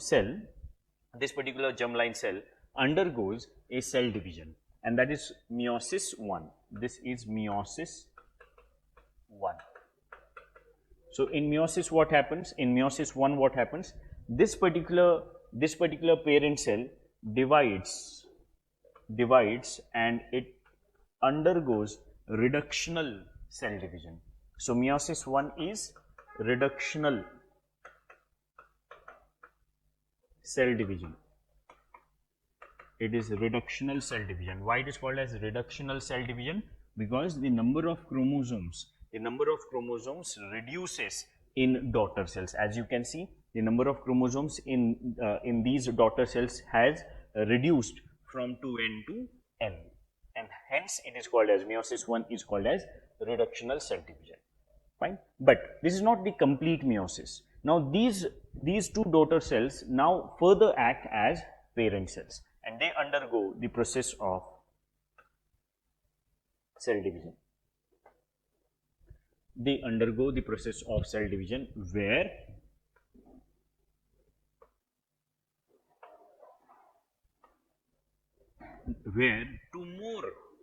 two more daughter cells will be produced by these two cells, right? So this will produce two daughter cells, and this will also produce two daughter cells, and in these daughter cells the number of chromosomes remains same like parent cell. So how many chromosomes are there in parent cell?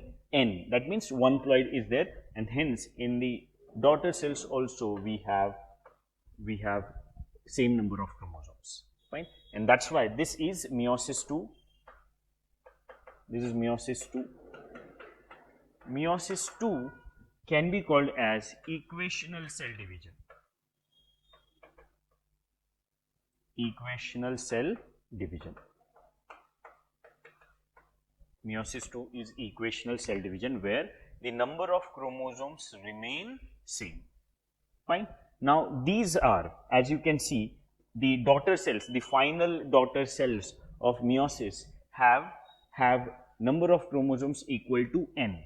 Parent cell had 2n, daughter cells have n. These cells, these 4 daughter cells are haploid in nature, and these are nothing but gametes. These are nothing but gametes. Gametes have haploid nature. That means they have half the number of ploids than the parent cell. So these n, all these 4 are gamete cells, and they are haploid in nature. I hope this point is clear to you. Mitosis and meiosis lead to cell division, or these are cell division methods. In mitosis, what happens? There would be growth and development of cells in our body, but in meiosis, what happens? There would be formation of gametes. I hope this point is clear to you. Next now. So that is about our discussion of mitosis and meiosis. Now we will discuss about one very important concept in biotechnology, and that is cloning. What exactly do we mean by cloning? Cloning means to make a copy of something. To make a copy of. To make a copy of. And this copy, it can be of a cell, it can be of a tissue or organ, it can be of an individual as well. Right? In cloning, what we can do? We can make copies of cells, we can make copies of organs, or we can even clone an individual. Right? You must have heard about, in NCERTs, you must have read about the cloned ship called as Dolly. So that is one of the examples of cloning. Right? Similarly, in one of the institutes in India, which is there in Karnal, Haryana, we have carried out cloning of various cattle. We have cloned buffalo, we have cloned cows also in that particular institute. So cloning leads to production of copies of something. So let us try to understand how exactly cloning works. And in order to understand cloning, we will take example of human cloning. So let us discuss about cloning with the help of human cloning. So human cloning, how exactly human cloning works. How exactly human cloning works. So in order to carry out human cloning, what we need, suppose we want to clone a person A. We want to carry out cloning of person A, and this person, let us consider that is male. So what we need somatic cell of, or we can say take somatic cell of person A. Right? And what we are considering? We are considering that person A is male. So the somatic cell of person A would look like this.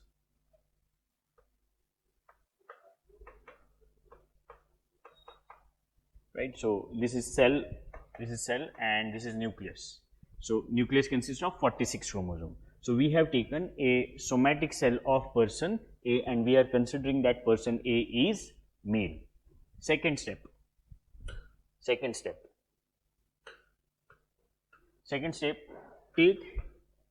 an egg cell from female donor. Take an egg cell from female donor. What we take? We take egg cell of female donor. Let us consider that this is an egg cell of female donor.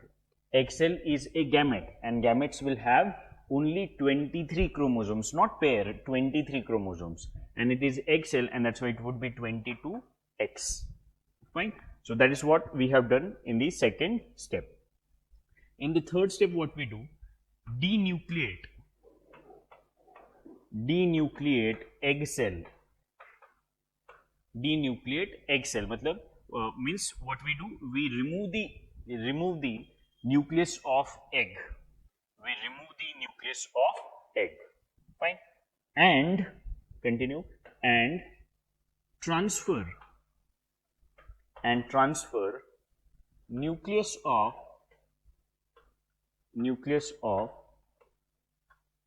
somatic cell of person A,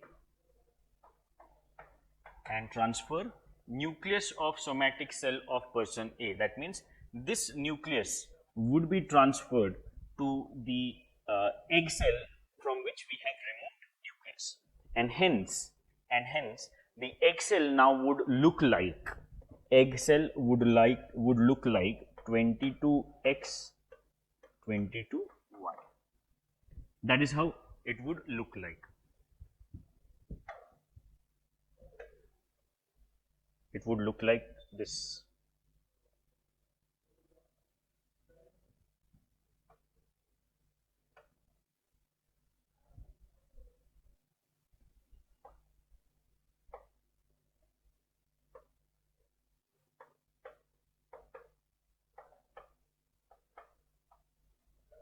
Fine. Now this egg cell no more remains an egg cell. Why?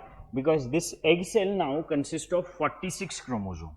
So egg, we know that egg cell is a gamete, and in gamete how many chromosomes are there? 23 chromosomes are there. But now in this particular egg cell, how many chromosomes you are able to see? 46 chromosomes you are able to see, and hence this egg cell do not remain an egg cell. It gets transformed into a cloned zygote. It is now called as cloned zygote. This is called as cloned zygote. This cloned zygote you can put inside the womb of a surrogate mother, right? Surrogate mother means a mother who is renting her womb, or you can even develop this cloned zygote into embryo with the help of an artificial womb. Artificially also we can create the setting which will appear, which will be having similar conditions like the womb of mother, and so that this cloned zygote would be able to grow. It would grow firstly into embryo. Next, it would grow into a fetus.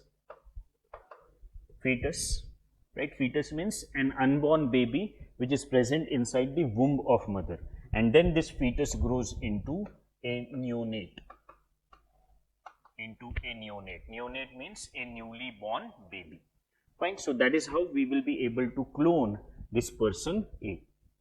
And this neonate that we are getting from this kind of process will have 99.9% of genes coming from person A, and hence this neonate would be an exact copy of person A. Fine, it would be an exact copy of person A. Why? Because all chromosomes are contributed by person A only. Right? Only person A is contributing all the chromosomes, and that's why this neonate, this baby would be exactly a copy of person A. Fine. 99.9% of chromosomes are contributed by the person A. Now, why not 100% chromosomes? From where 0.1% chromosomes are coming? Some chromosomes are also contributed by the mitochondria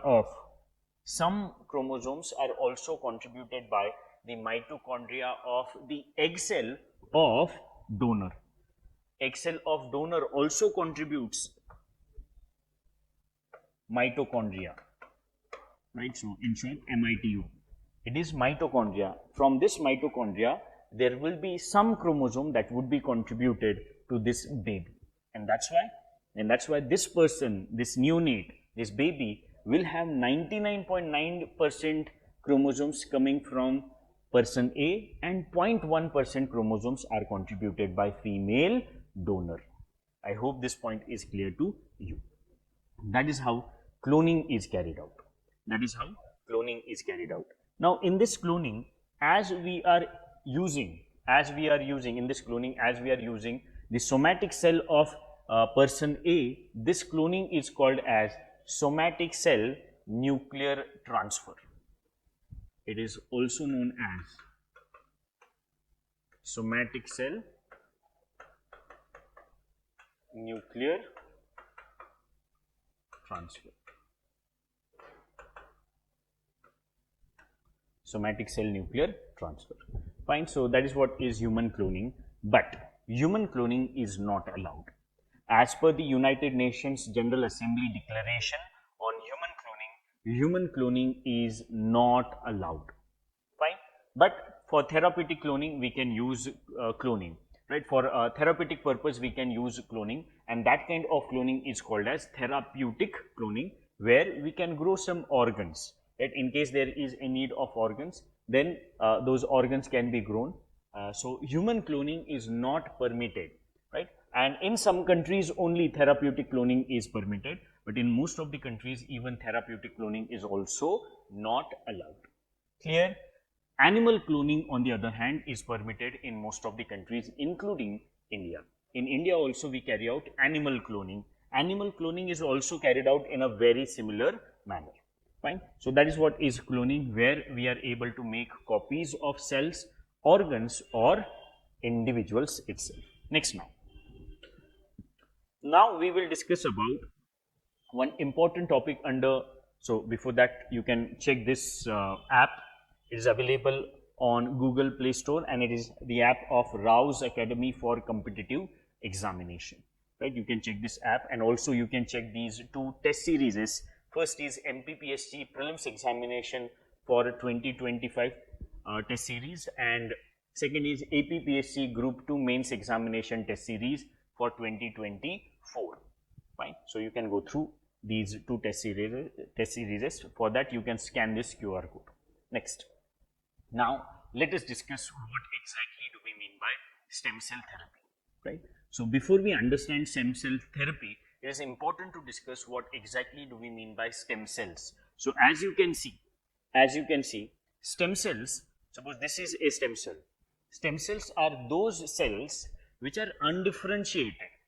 They are undifferentiated right now, but they have the potential to grow into any cell, tissue, or organ inside our body.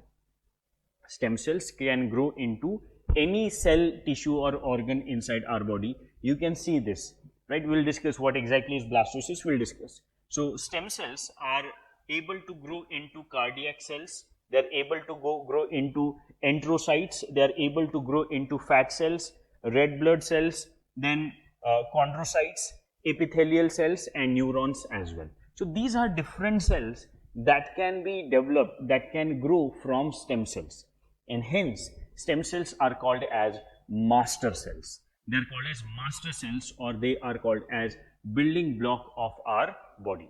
So let us try to understand in detail what do we mean by stem cells and what are different types of stem cells.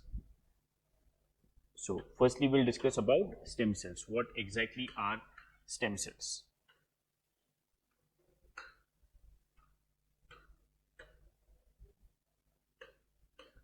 So stem cells, and then we'll discuss about the types. So what are stem cells? Stem cells are undifferentiated cells. Undifferentiated cells. They are undifferentiated cells. That means right now, as of now, they have not been assigned with any specific kind of role. Right now, if you see it, it would appear like it is just a mass of cells. That is what is stem cell as of now. But they have a potential to grow into any cell, tissue, or organ inside our body. Stem cells are undifferentiated cells with a potential to grow into any cell, tissue, or organ in our body, right? Right now they are undifferentiated, but that does not mean they are not of any use.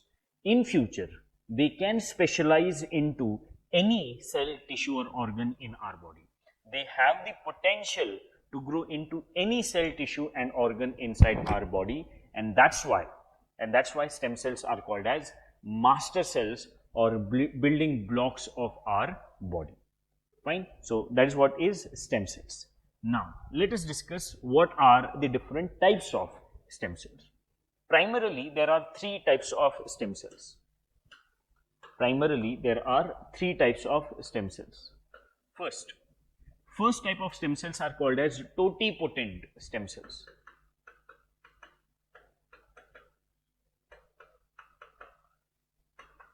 Totipotent stem cells. Now, as the name suggests, these are those stem cells that have total potential. That means from these stem cells, we can get any cell, tissue and organ, and at the same time, these cells can even give you an embryo. These cells can even give you an embryo, right? So, what are totipotent stem cells? Totipotent stem cells are derived from zygote from its formation up to 3 days. Derived from zygote. These are those stem cells that are derived from zygote up to 3 days from its formation, right? Once zygote is formed, up to 3 days from its formation, we can extract some stem cells from that zygote. That would be called as, those stem cells would be called as totipotent stem cells. Totipotent means they have total potential. They can grow into, they have total potential. They have total potential. That means they can grow into any cell, tissue or organ inside our body. They can grow into any cell, tissue or organ inside our body, or they can even give us embryo. They can even grow into an embryo, and that's why they are called as totipotent stem cells, which have total potential. First, fine. So that is first type of stem cells, totipotent stem cells. Second type of stem cells are called as pluripotent stem cells. Pluripotent stem cells, right? Now, what exactly do we mean by pluripotent stem cells? Let us try to understand. Now, what we have discussed, that totipotent stem cells are derived from zygote from its formation up to 3 days. Now, after 3 days, what happens?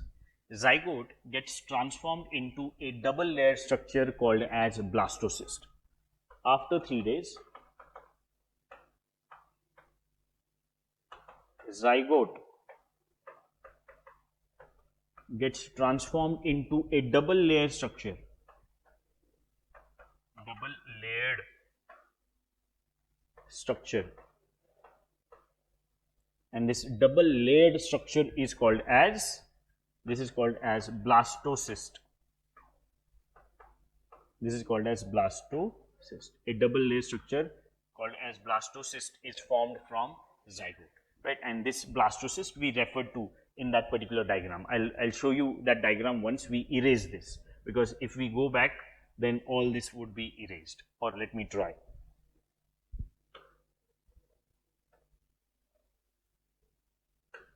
So you can see this. This is blastocyst. This is blastocyst, a double layer structure. Fine. Now, next point.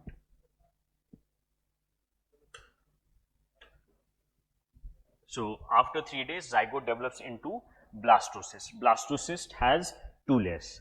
Its outer layer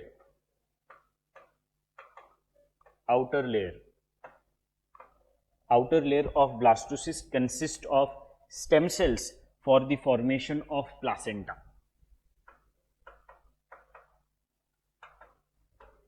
The outer layer of blastocyst can be used for getting those stem cells that would give you placenta. What is placenta? Placenta is an organ that develops during pregnancy, and this organ provides the nutritional support, the oxygen support to the neonate, to the fetus, right? To the fetus, whatever nutritional support, oxygen support is needed, that is provided by placenta. And this placenta and the fetus are connected with the help of a cord, and that cord is called as umbilical cord, right? So placenta we get from the outer layer of blastocyst. Next, the inner layer of blastocyst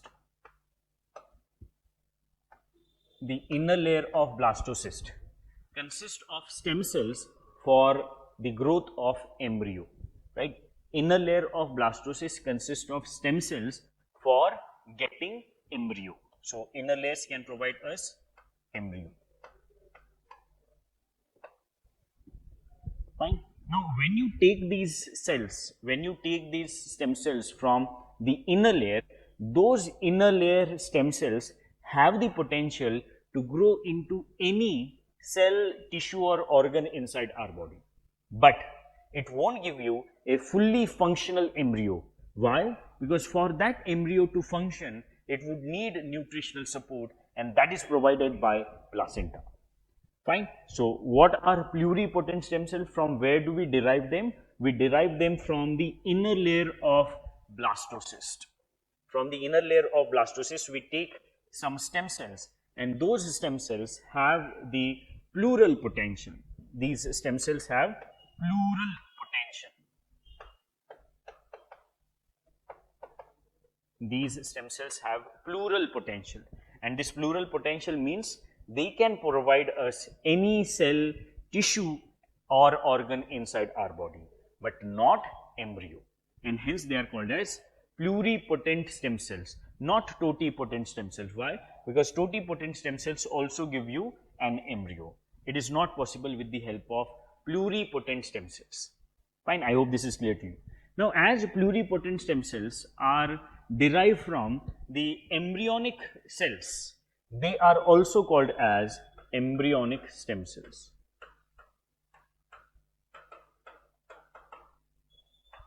They are also called as embryonic stem cells. I hope this point is clear to you. Fine. So, that is what are two types of stem cells. First is totipotent, second is pluripotent. Third we will discuss now. Third type of stem cells is called as multipotent stem cells. Third is multipotent stem cells. Multipotent stem cells are derived from adult body. From the adult body, we get stem cells, and those stem cells are multipotent stem cells. Multipotent means they have multiple potential, not plural nor total potential, and generally they are derived from bone marrow. Generally, they are derived from bone marrow and also from skin cells. Fine. So, bone marrow stem cells that you have derived from the adult's body, they will give you, these bone marrow stem cells will give you RBCs, WBCs and platelets. Fine. So, these bone marrow stem cells can only provide RBCs, WBCs or platelets. They cannot provide any other type of cell, and hence they are called as multipotent. They have multiple potential. They do not have all or plural potential, nor they have total potential. Right. Similarly, skin cells can provide you more skin cells or hair follicles. They can provide you more skin cells or hair follicles, right? So, that is what is multipotent stem cells. They are derived from adult body. They are not pluripotent. Why they are not pluripotent? Because they cannot be developed into any type of cell, tissue or organ. They can be developed into only a specific type of cell, tissues and organ. That is what is multipotent stem cells. I hope this is clear to you. Right? So, these are different types of stem cells. Next now. Next, stem cell therapy. So, I hope you are now aware of what exactly do we mean by stem cells. Just for a just in nutshell, we can say that stem cells are those cells which are undifferentiated right now, but they have a potential to grow into any specialized cell, tissue or organ inside our body. Now, what do we mean by stem cell therapy? Obviously, stem cell therapy is that therapy where stem cells are used for treatment. Stem cells are used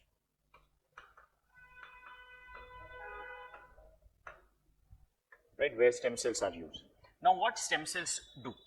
Stem cells are used for two important purposes. First, stem cells are used for regeneration of the repair response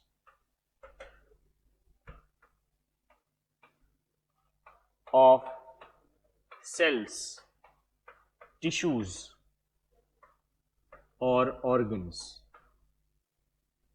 in our body. Fine, stem cells can be used for regeneration of the repair response of the cells, tissues or organs inside our body. For example, with age, it would not be possible for the cells to maintain their efficiency of the younger age, and hence that efficiency we can bring to cells with the help of stem cells. And that's why stem cells are also called as, or stem cell therapy is also called as, regenerative medicine.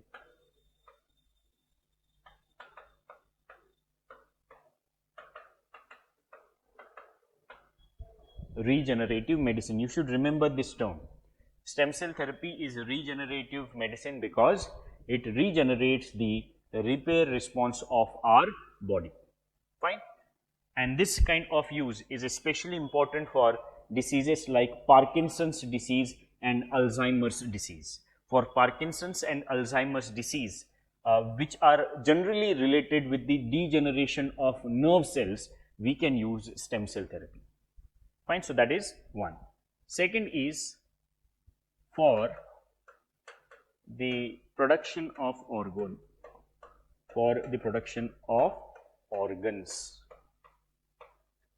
Right, stem cell therapy can also be used for the production of organs, and these organs can be used for organ transplantation. These organs can be used for organ transplantation. Fine. So these are two important usage of stem cells. Stem cells can be used to regenerate the repair response of our cells, and that's why it is called as regenerative medicine. And at the same time, they can also be used for, stem cells can also be used for the production of new organs, which then can be used for organ transplantation. Fine. So that is what is stem cells therapy. I hope this is clear to you. Next, now the most important technology, most important method of biotechnology, and that is genetic engineering. Right, we will be discussing about genetic engineering now. Now you can see in this particular picture that this is a DNA, and from that DNA what we are taking out a particular part of it. That part, this particular part of DNA is called as gene. This is called as gene, and this gene we can attach with some other organism, and that way we will be able to modify the genetic makeup of that other organism, and hence this kind of technique where the genetic makeup of an organism is manipulated is called as genetic engineering. So let us discuss about genetic engineering and how exactly it occurs. So genetic engineering, what exactly do we mean by genetic engineering? Genetic engineering is manipulation of genes. It is manipulation of genes. Genetic engineering is manipulation of genes, where what we do, where we manipulate genes of one organism to ensure that it becomes a transgenic organism. Manipulation of genes to make transgenic organisms. With the help of genetic engineering, what we can do, we can make transgenic organisms. What are transgenic organisms? Transgenic organisms are the organisms which have a gene coming from foreign, gene coming from outside. Right? Gene is inserted from outside, and that's why these organisms which consist of a foreign gene are called as transgenic organisms. Fine. Now with the help of, so this is first point.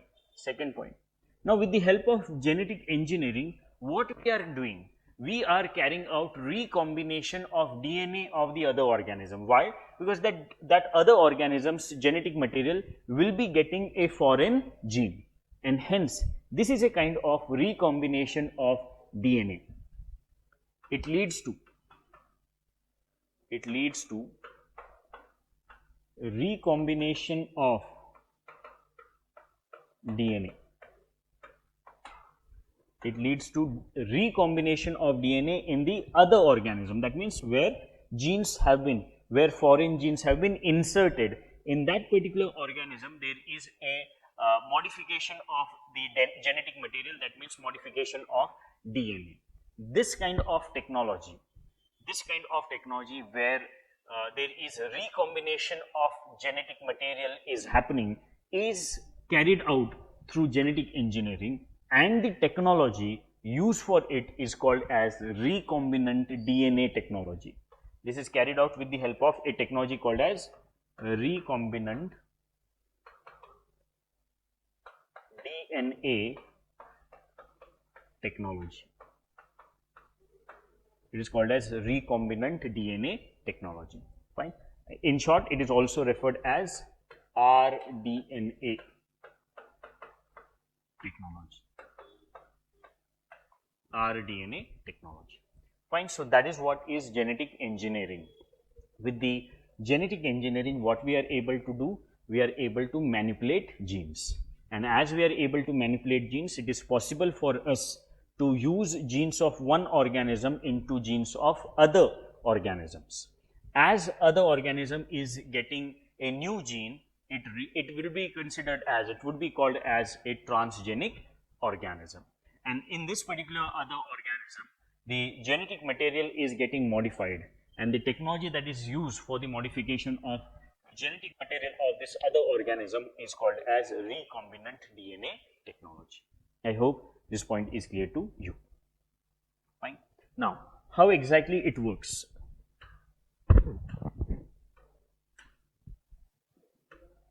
Process.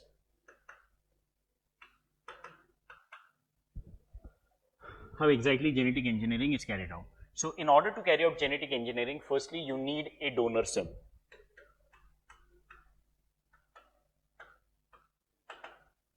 You need a donor cell, and from this donor cell you will be taking a gene out. You will be cutting the genetic material of donor cell, and from that genetic material you will be taking out a gene that you need, and that gene that you need we will call it as a target gene.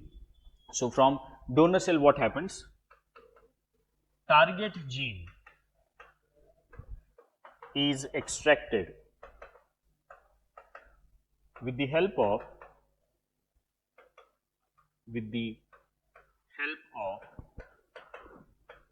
genetic Caesar. Right? What you do, you get a target cell, you extract a target cell with the help of a genetic Caesar called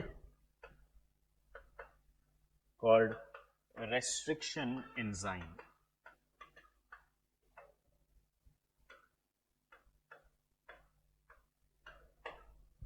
Called restriction enzyme. You use restriction enzyme, which is a kind of genetic Caesar that would be able to cut the genetic material at the appropriate place, and you will be able to extract it.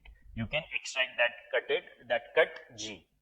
The cut gene would be extracted from the target cell, from the donor cell, right? So, target gene would be extracted. Now, we can use vectors. We can use vectors to transfer this target gene into the recipient cell. So, what we can use? We can use vector. Fine. And generally, which vectors are used? Two types of vectors are generally used. First is plasmid. Two types of vectors are generally used. First is plasmid.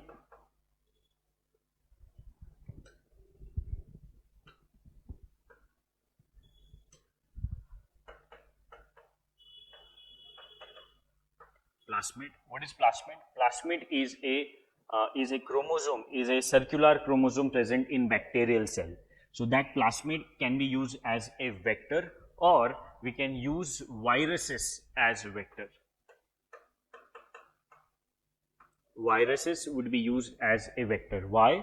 Because viruses have good ability to intrude inside the recipient cell, and hence we can use viruses. But when we use viruses, obviously what we will be doing, will be ensuring that their ability to infect the recipient cell is taken care of, is weakened.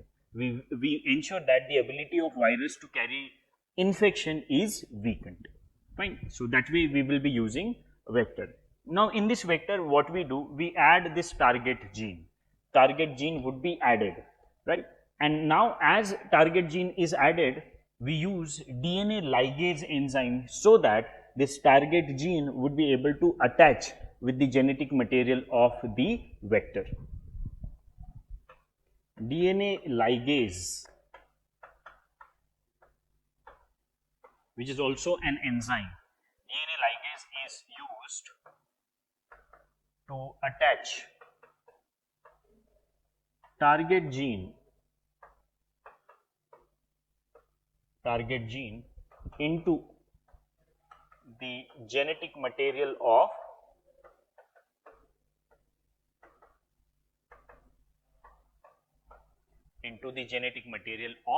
vector. Fine. What we use? We use DNA ligase. You can consider that DNA ligase is a kind of glue. It ensures that the target gene is able to attach with the genetic material of vector. And then finally, what we do? We use recipient cell.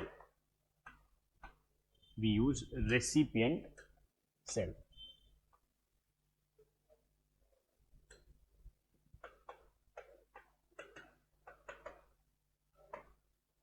We use recipient cell, and in recipient cell what we do, we allow the vector to transfer the genetic material, the target gene. Target gene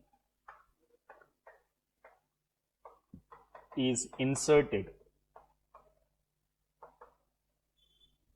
by vector.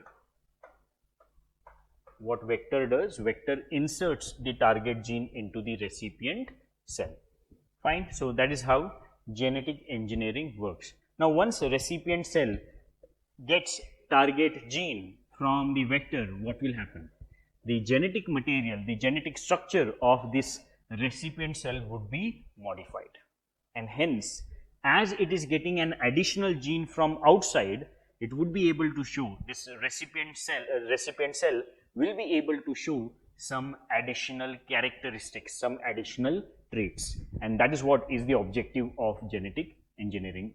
In genetic engineering, we insert one gene of an organism into the genetic material of another organism, so that the another organism is able to show some additional traits, right? For example, when we discussed about the example of Bacillus thuringiensis, what we have taken? We have taken the gene from Bacillus thuringiensis bacteria, which leads to production of a toxic material, and that gene has been inserted into cotton crop, right? So that cotton crop is also able to produce the toxic material, which would be harmful to the insect that attacks cotton crop. So that is what is an additional characteristics. Naturally, can cotton crop produce this toxic material? No. This cotton crop is able to produce toxic material only because of the addition of this gene that we have taken from Bacillus thuringiensis bacteria. Fine. So that is how genetic engineering works. If you want to take a screenshot, now you can take. Next. So you can check this particular diagram. So this is a gene that we want to extract, right? So we have extracted it with the help of restriction enzyme, and this gene of interest, that is target gene, is added to the vector, and vector would be modified like this. So red color is the genetic material of the vector, and this green color is the genetic material of target gene, right? And this vector then puts this particular target gene inside the recipient cell. Fine. So that is what is genetic engineering. Next, now we will be moving towards our discussion of applications of biotechnology, right? So genetic engineering is the most advanced form of biotechnology that is being used in various sectors. So how exactly genetic engineering can be used in various sectors, that we are going to discuss now. So let us start with our discussion of applications of biotechnology, and here we are going to discuss about different sectors. For example, we are going to discuss about applications in medical or health sector. Then we will discuss about applications in agriculture sector, and these two are the most important sectors where biotechnology is being used. Apart from that, we will also discuss about applications in energy sector, then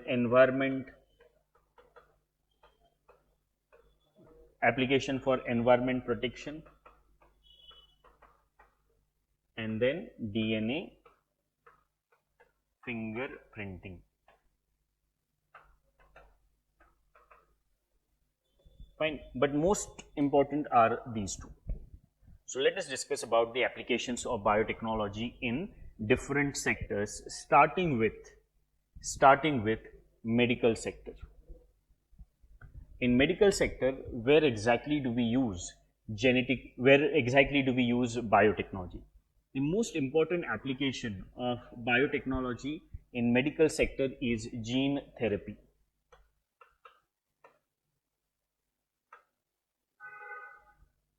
Gene therapy. So what exactly do we do in gene therapy? We treat genetic diseases. Genetic diseases which are the result of faulty genes. Those diseases we are able to treat with the help of gene therapy. And in this treatment of genetic diseases, what we do, we target faulty genes.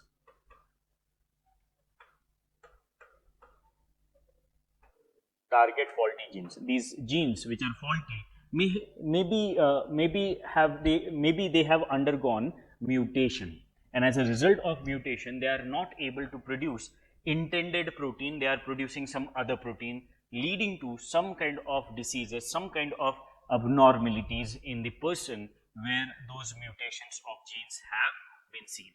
Okay? So we target faulty genes, and when we target faulty genes, we have two options. We can either modify those genes,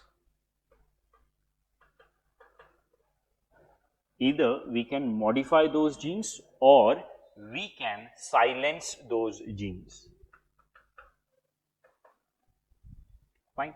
These faulty genes, either they are replaced, they are modified with the help of a new genes which are appropriate, which are not mutated. That is one option. Or we can make sure that the faulty genes are not able to express their protein formation. That is what is called as silencing of genes. We can silence them as well. Fine. So that is what is gene therapy. Now, when we modify or when we silence those genes, what happens? Protein synthesis with respect to those genes won't occur, and hence we will be able to ensure that the genetic diseases are taken care of. Fine. There are two types of gene therapies.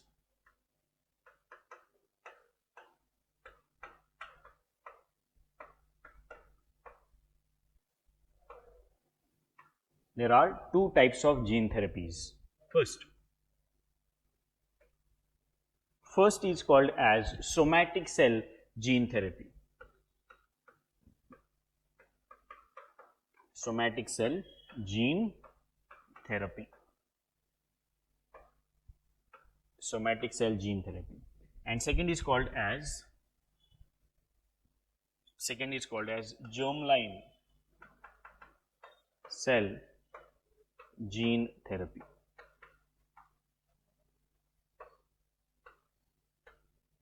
right? First type of gene therapy is called as somatic cell gene therapy, and second is germline gene therapy. In somatic cell gene therapy, as the name suggests, we target body cells. Body cells are targeted in somatic cell gene therapy.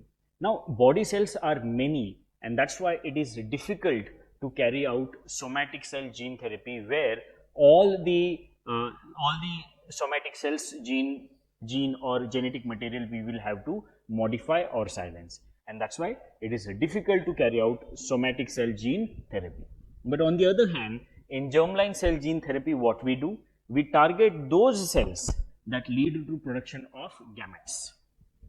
In germline cells, what we do, we target those cells that are used for the production of gametes. Fine. And as a result of that, it is relatively easy to carry out germline cell gene therapy. Fine. Now, in case of somatic cell gene therapy, where we are targeting somatic cells, body cells, it protects only this generation. The generation that is undergoing somatic cell gene therapy would be protected, not the future generations. But in case of germline gene therapy, it is future generations that are getting protected. Fine. So that is what are two types of gene therapies, and that is first application of biotechnology in medical sector, and that is called as gene therapy. Fine. Next now. Second application is production of vaccines. Production of vaccines. Using biotechnology, we can produce vaccines, right? So this is the most important application of biotechnology in medical sector, because vaccines, we know that we were able to come out of COVID-19 because of the use of vaccines only. So vaccines play an important role in tackling various kinds of pandemics and epidemics. So let us discuss what exactly do we mean by vaccines. So what are vaccines? Vaccines are those products that teach our immune system how to fight an infection if it occurs next time in future, naturally. Right. So what are vaccines? Vaccines are products that teach our immune system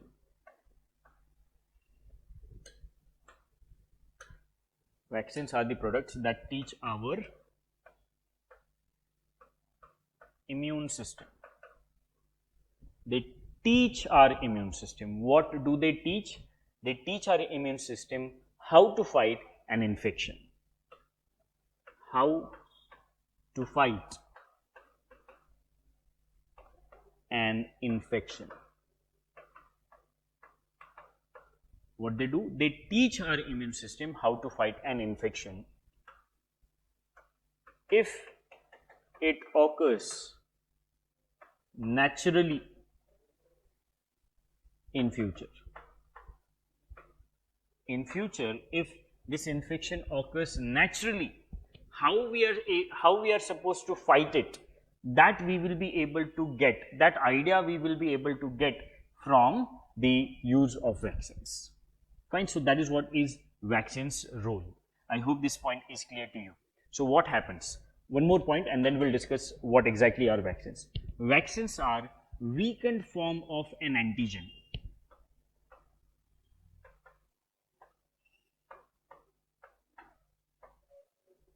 Weakened form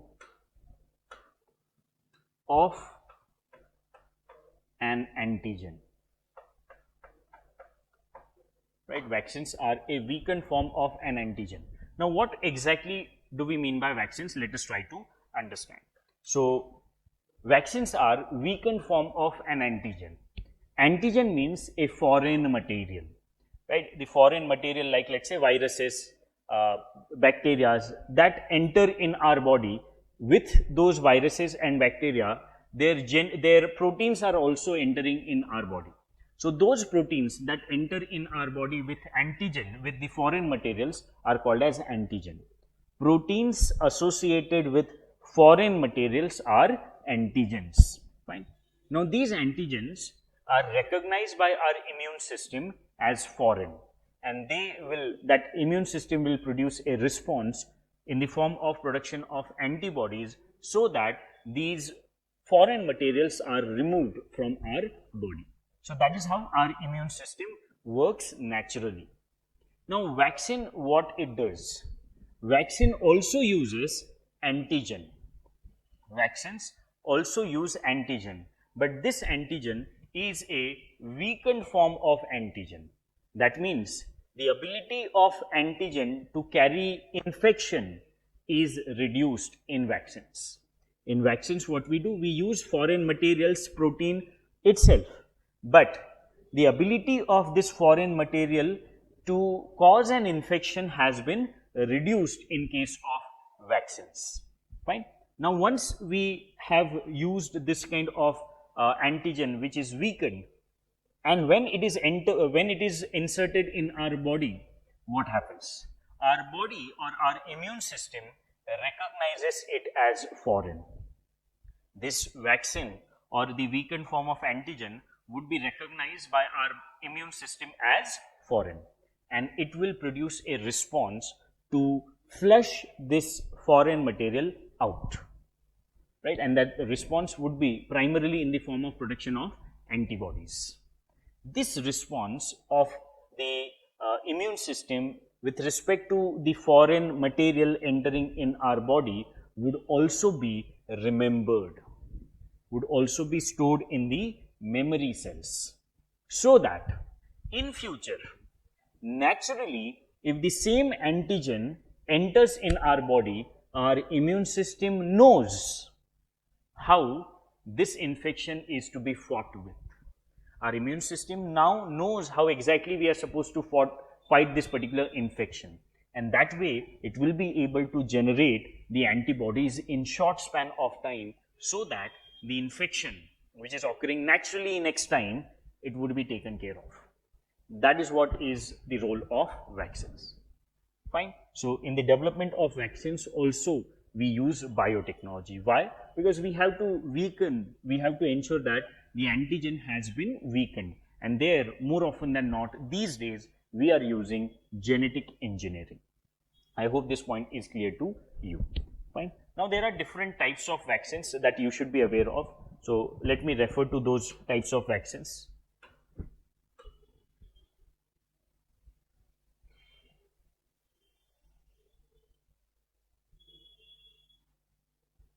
So types of vaccines.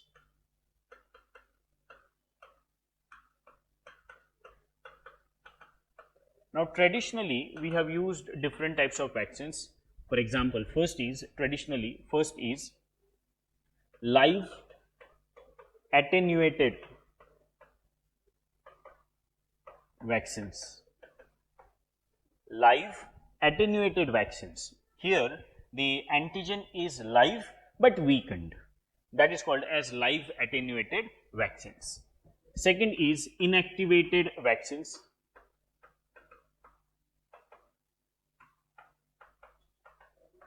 Inactivated vaccines, where killed form of antigen is used, and the example of this inactivated vaccine is this Covaxin developed for COVID-19 by Bharat Biotech. Even polio vaccine is inactivated vaccine. Next,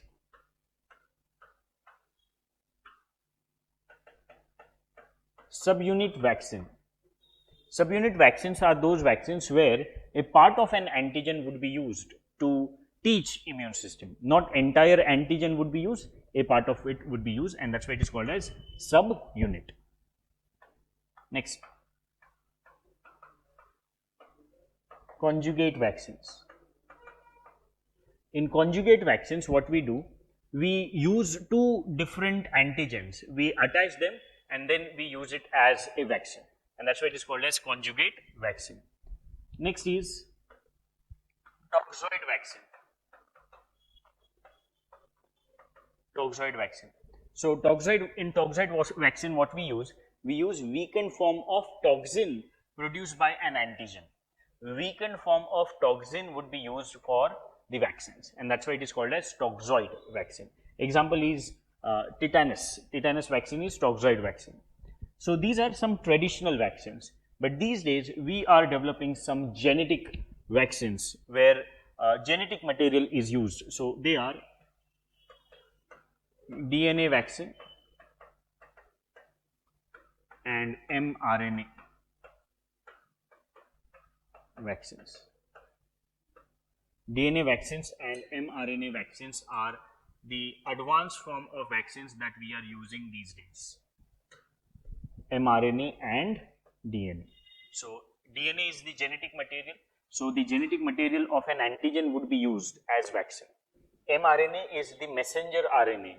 So messenger RNA would be used as a type of vaccine, right? So these are some of the advanced form of vaccines, and in 2023, mRNA vaccines, invention of mRNA vaccines was recognized by giving Nobel Prize in physiology or medicine. Fine. So these are different types of vaccines. Clear? So that is what is the use of biotechnology in health sector. Right? It is primarily used for gene therapy, and it is also used for the production of vaccines. Also, some other applications are there. For example, insulin or hormones can be produced with the help of biotechnology. Biotechnology also helps us in the diagnosis of the diseases. For example, RT-PCR, reverse transcription polymerase chain reaction, is also an application of biotechnology only. So biotechnology also helps us in diagnosis of diseases. So these are a number of applications of biotechnology in medical sector. Now second sector where biotechnology is used. Second sector is agriculture. So where exactly in agriculture we use biotechnology, let us discuss.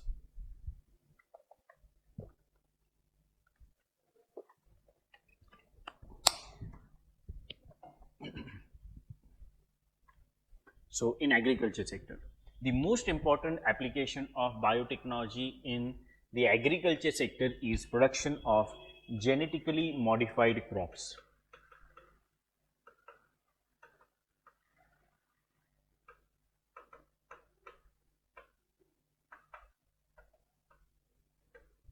Genetically modified crops or GM crops. GM crops. So what are genetically modified crops or GM crops? These are transgenic crops.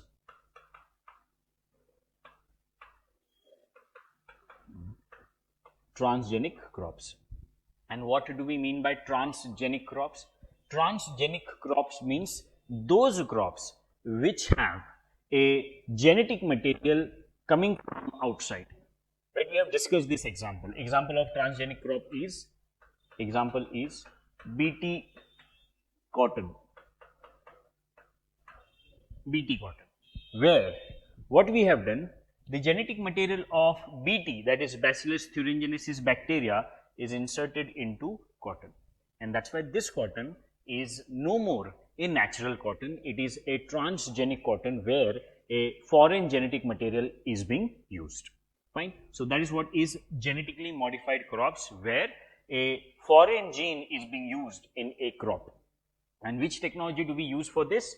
Obviously, genetic engineering is being used for the production of genetically modified crops like BT cotton. I hope this is clear to you. Next, now what are the advantages of these genetically modified crops?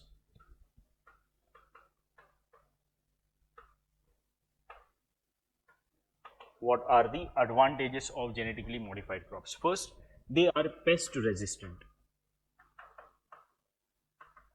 or they have an advantage that they can be pest resistant. Example is BT cotton.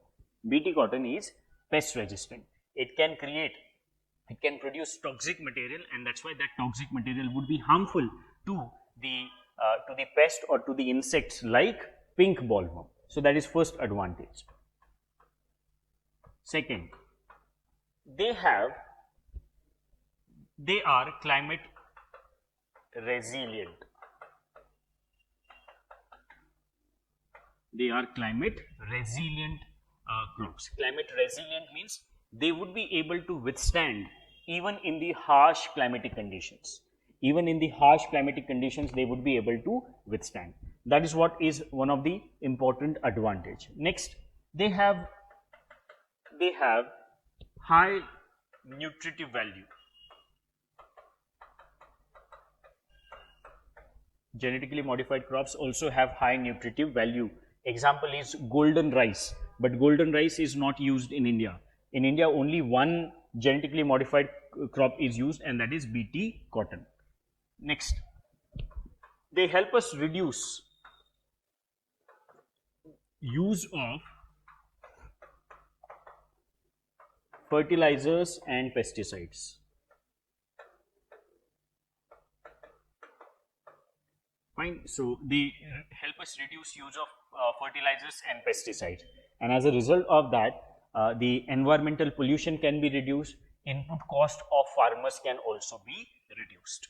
And last is higher productivity. They have high productivity, and hence we can use genetically modified cotton crops for getting more production, and that would help us increase the income of farmers as well. Fine. Especially they are important for the climate resilient feature, especially in the context of climate change. So these are some advantages, but at the same time there are disadvantages as well.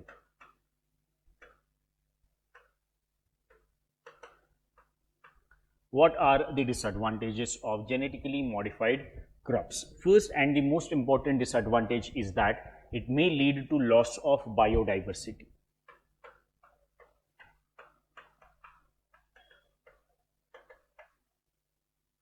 It may lead to loss of biodiversity. Why?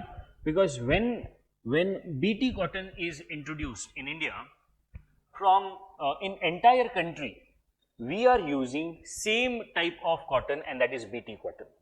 So the local differences of cotton have vanished. Local varieties of cotton have almost vanished. Even if they are present, they are only present in the seed bank. They are not present in the with the farmers.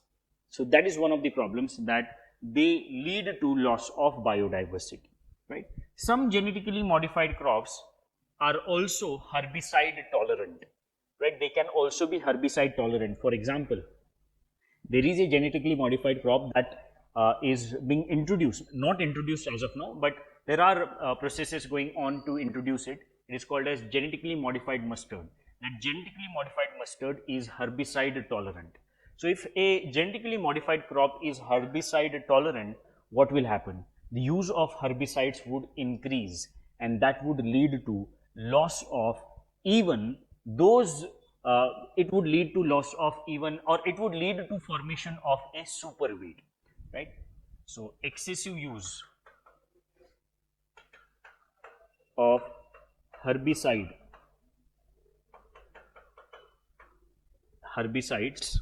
may lead to formation of super weeds.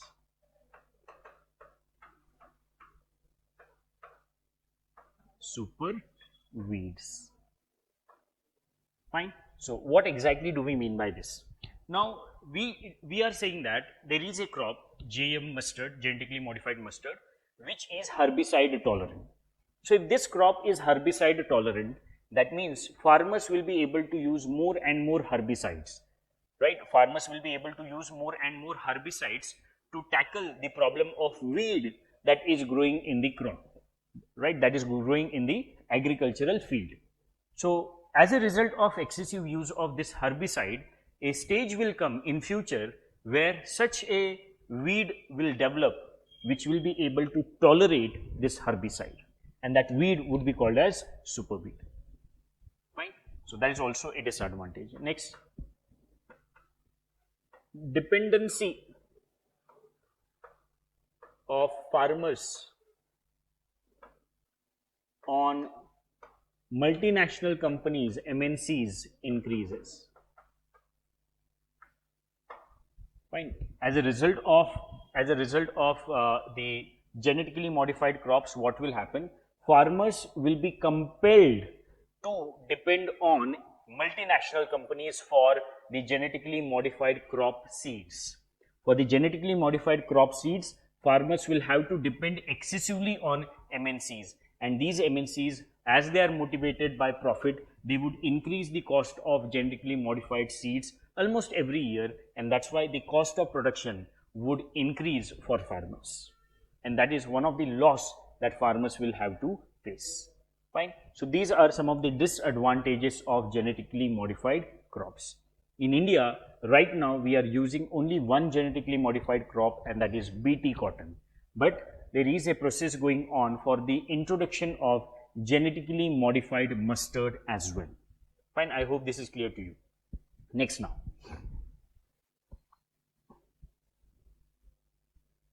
So apart from the use of biotechnology in agriculture for GM crops, what are the other uses? For transgenic animals also we can use biotechnology.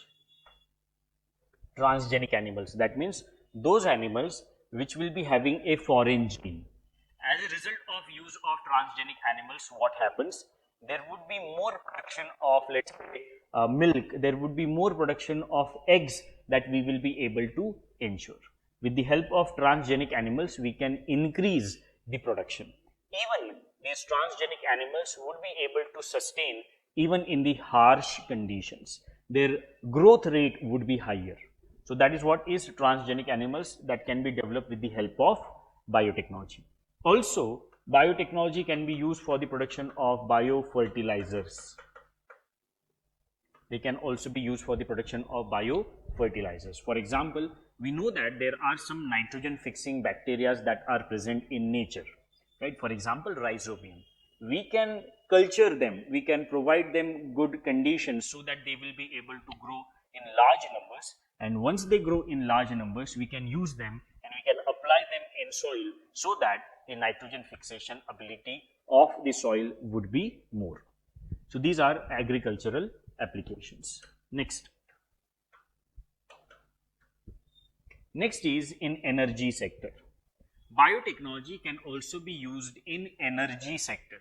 The most important application is in the production of biogas.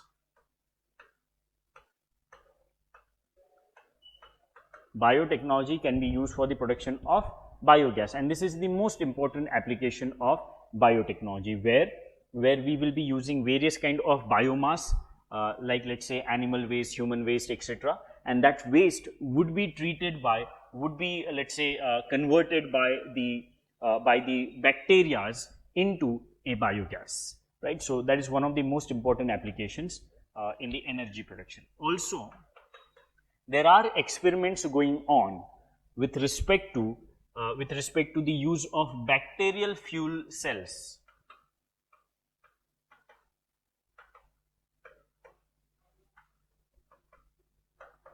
Bacterial fuel cells, where the biomass would be used in the fuel cells. It is a kind of, let's say, engine, not engine exactly, but it is a kind of setup where we will be putting some biomass, and that biomass would be converted by the bacteria into energy, right? So it is very similar to biogas, but it would be a portable kind of use of biotechnology, where bacteria are converting biomass into energy in a fuel cells which are portable, right? So that is also one of the use of biotechnology, and right now we are using it mostly.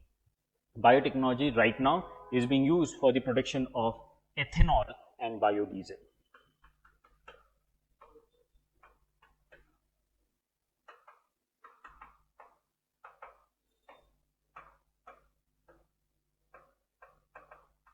Ethanol and biodiesel production. Fine. So these are the applications of biotechnology in energy sector. Next. Biotechnology can also be used for environment protection. In environment protection also we can use biotechnology. Where exactly that use is possible? So in environment protection, we can use a technique, we can use a method called as bioremediation. We can use a method called as bioremediation. And what happens in bioremediation? In bioremediation, bacterias or other organisms are used to reduce. What bacteria or other organisms do? They reduce toxic, or instead of saying toxic, environmental pollutants. They reduce environmental pollutants. They reduce environmental pollutants into simpler forms. Environmental pollutants are reduced into simpler forms. So that way we'll be able to convert these environmental pollutants into simpler forms, so that those environmental pollutants do not pose any threat to the environment.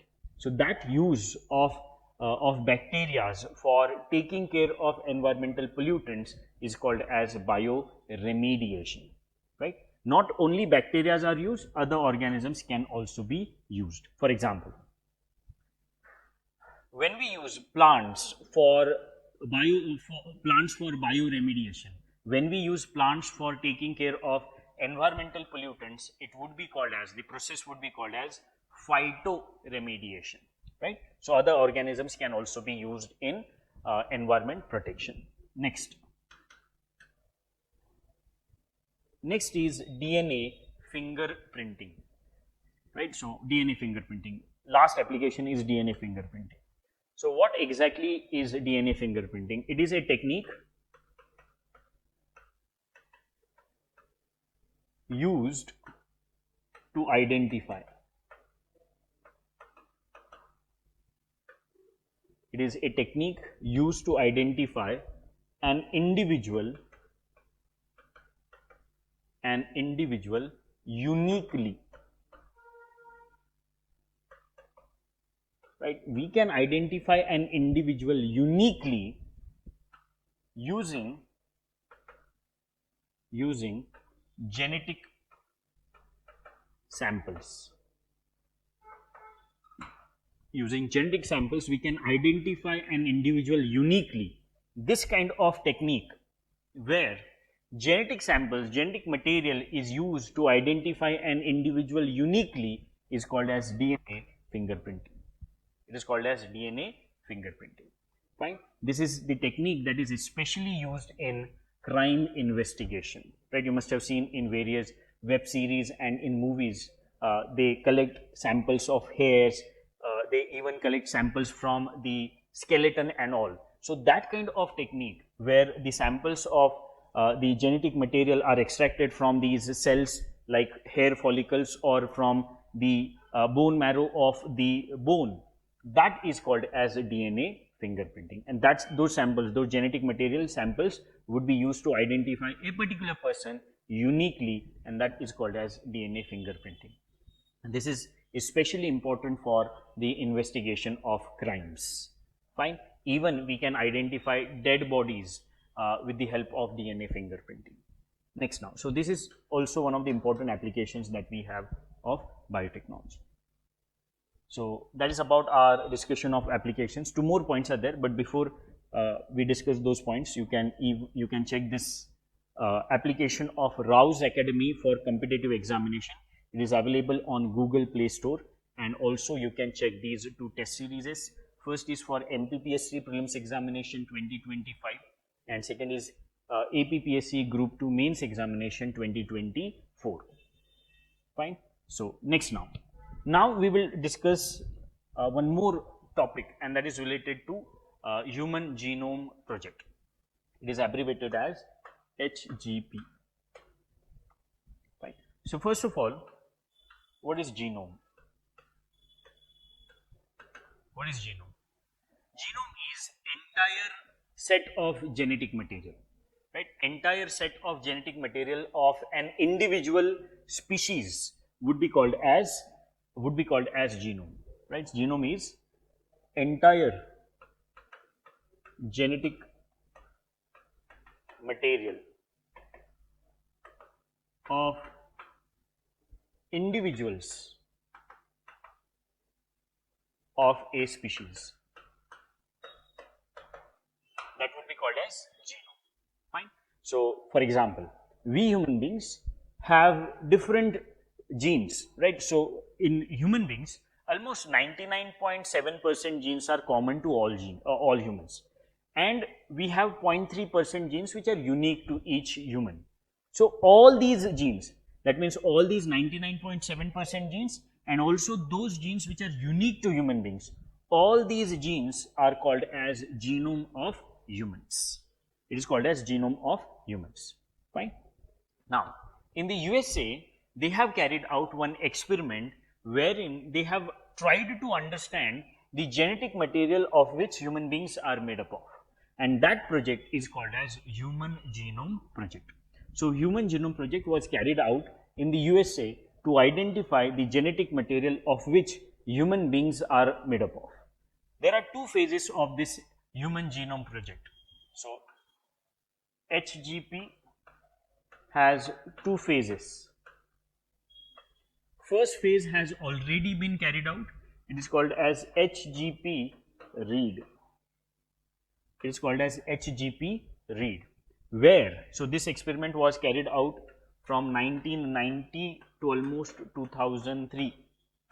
Right. So, in this particular HGP read, what they have done, they have read, that means they have found out the genetic material of which human beings are made up of. Right. They have found out the genetic material of which human beings are made up of. So, that phase has been completed. First phase has been completed. Second phase, it is called as HGP write.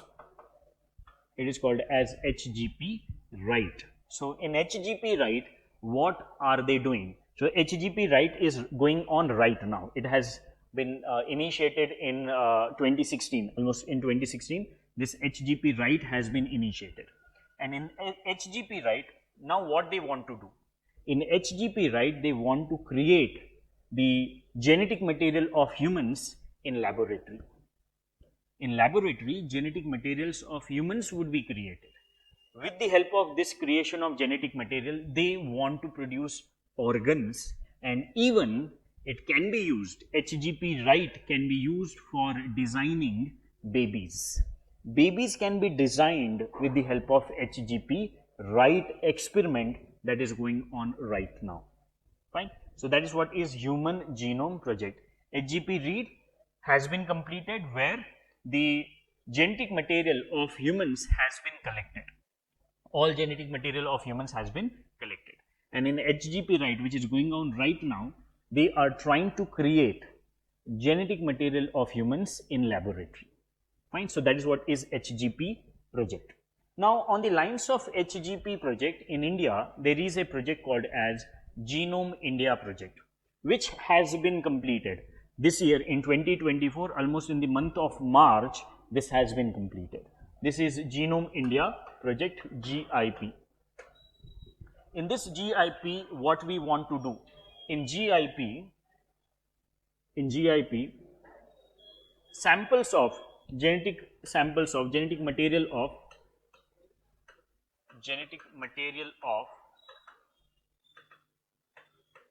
10,000 Indians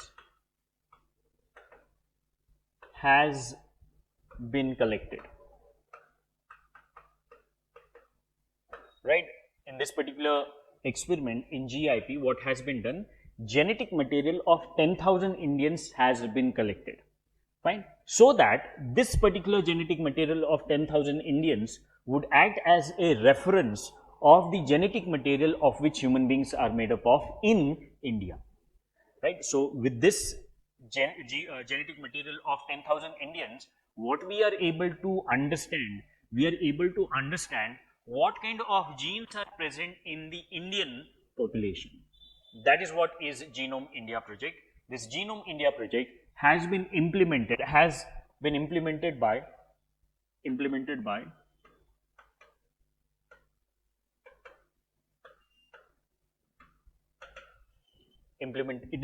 by almost 20 institutes in India which were led by the Center for Brain Research.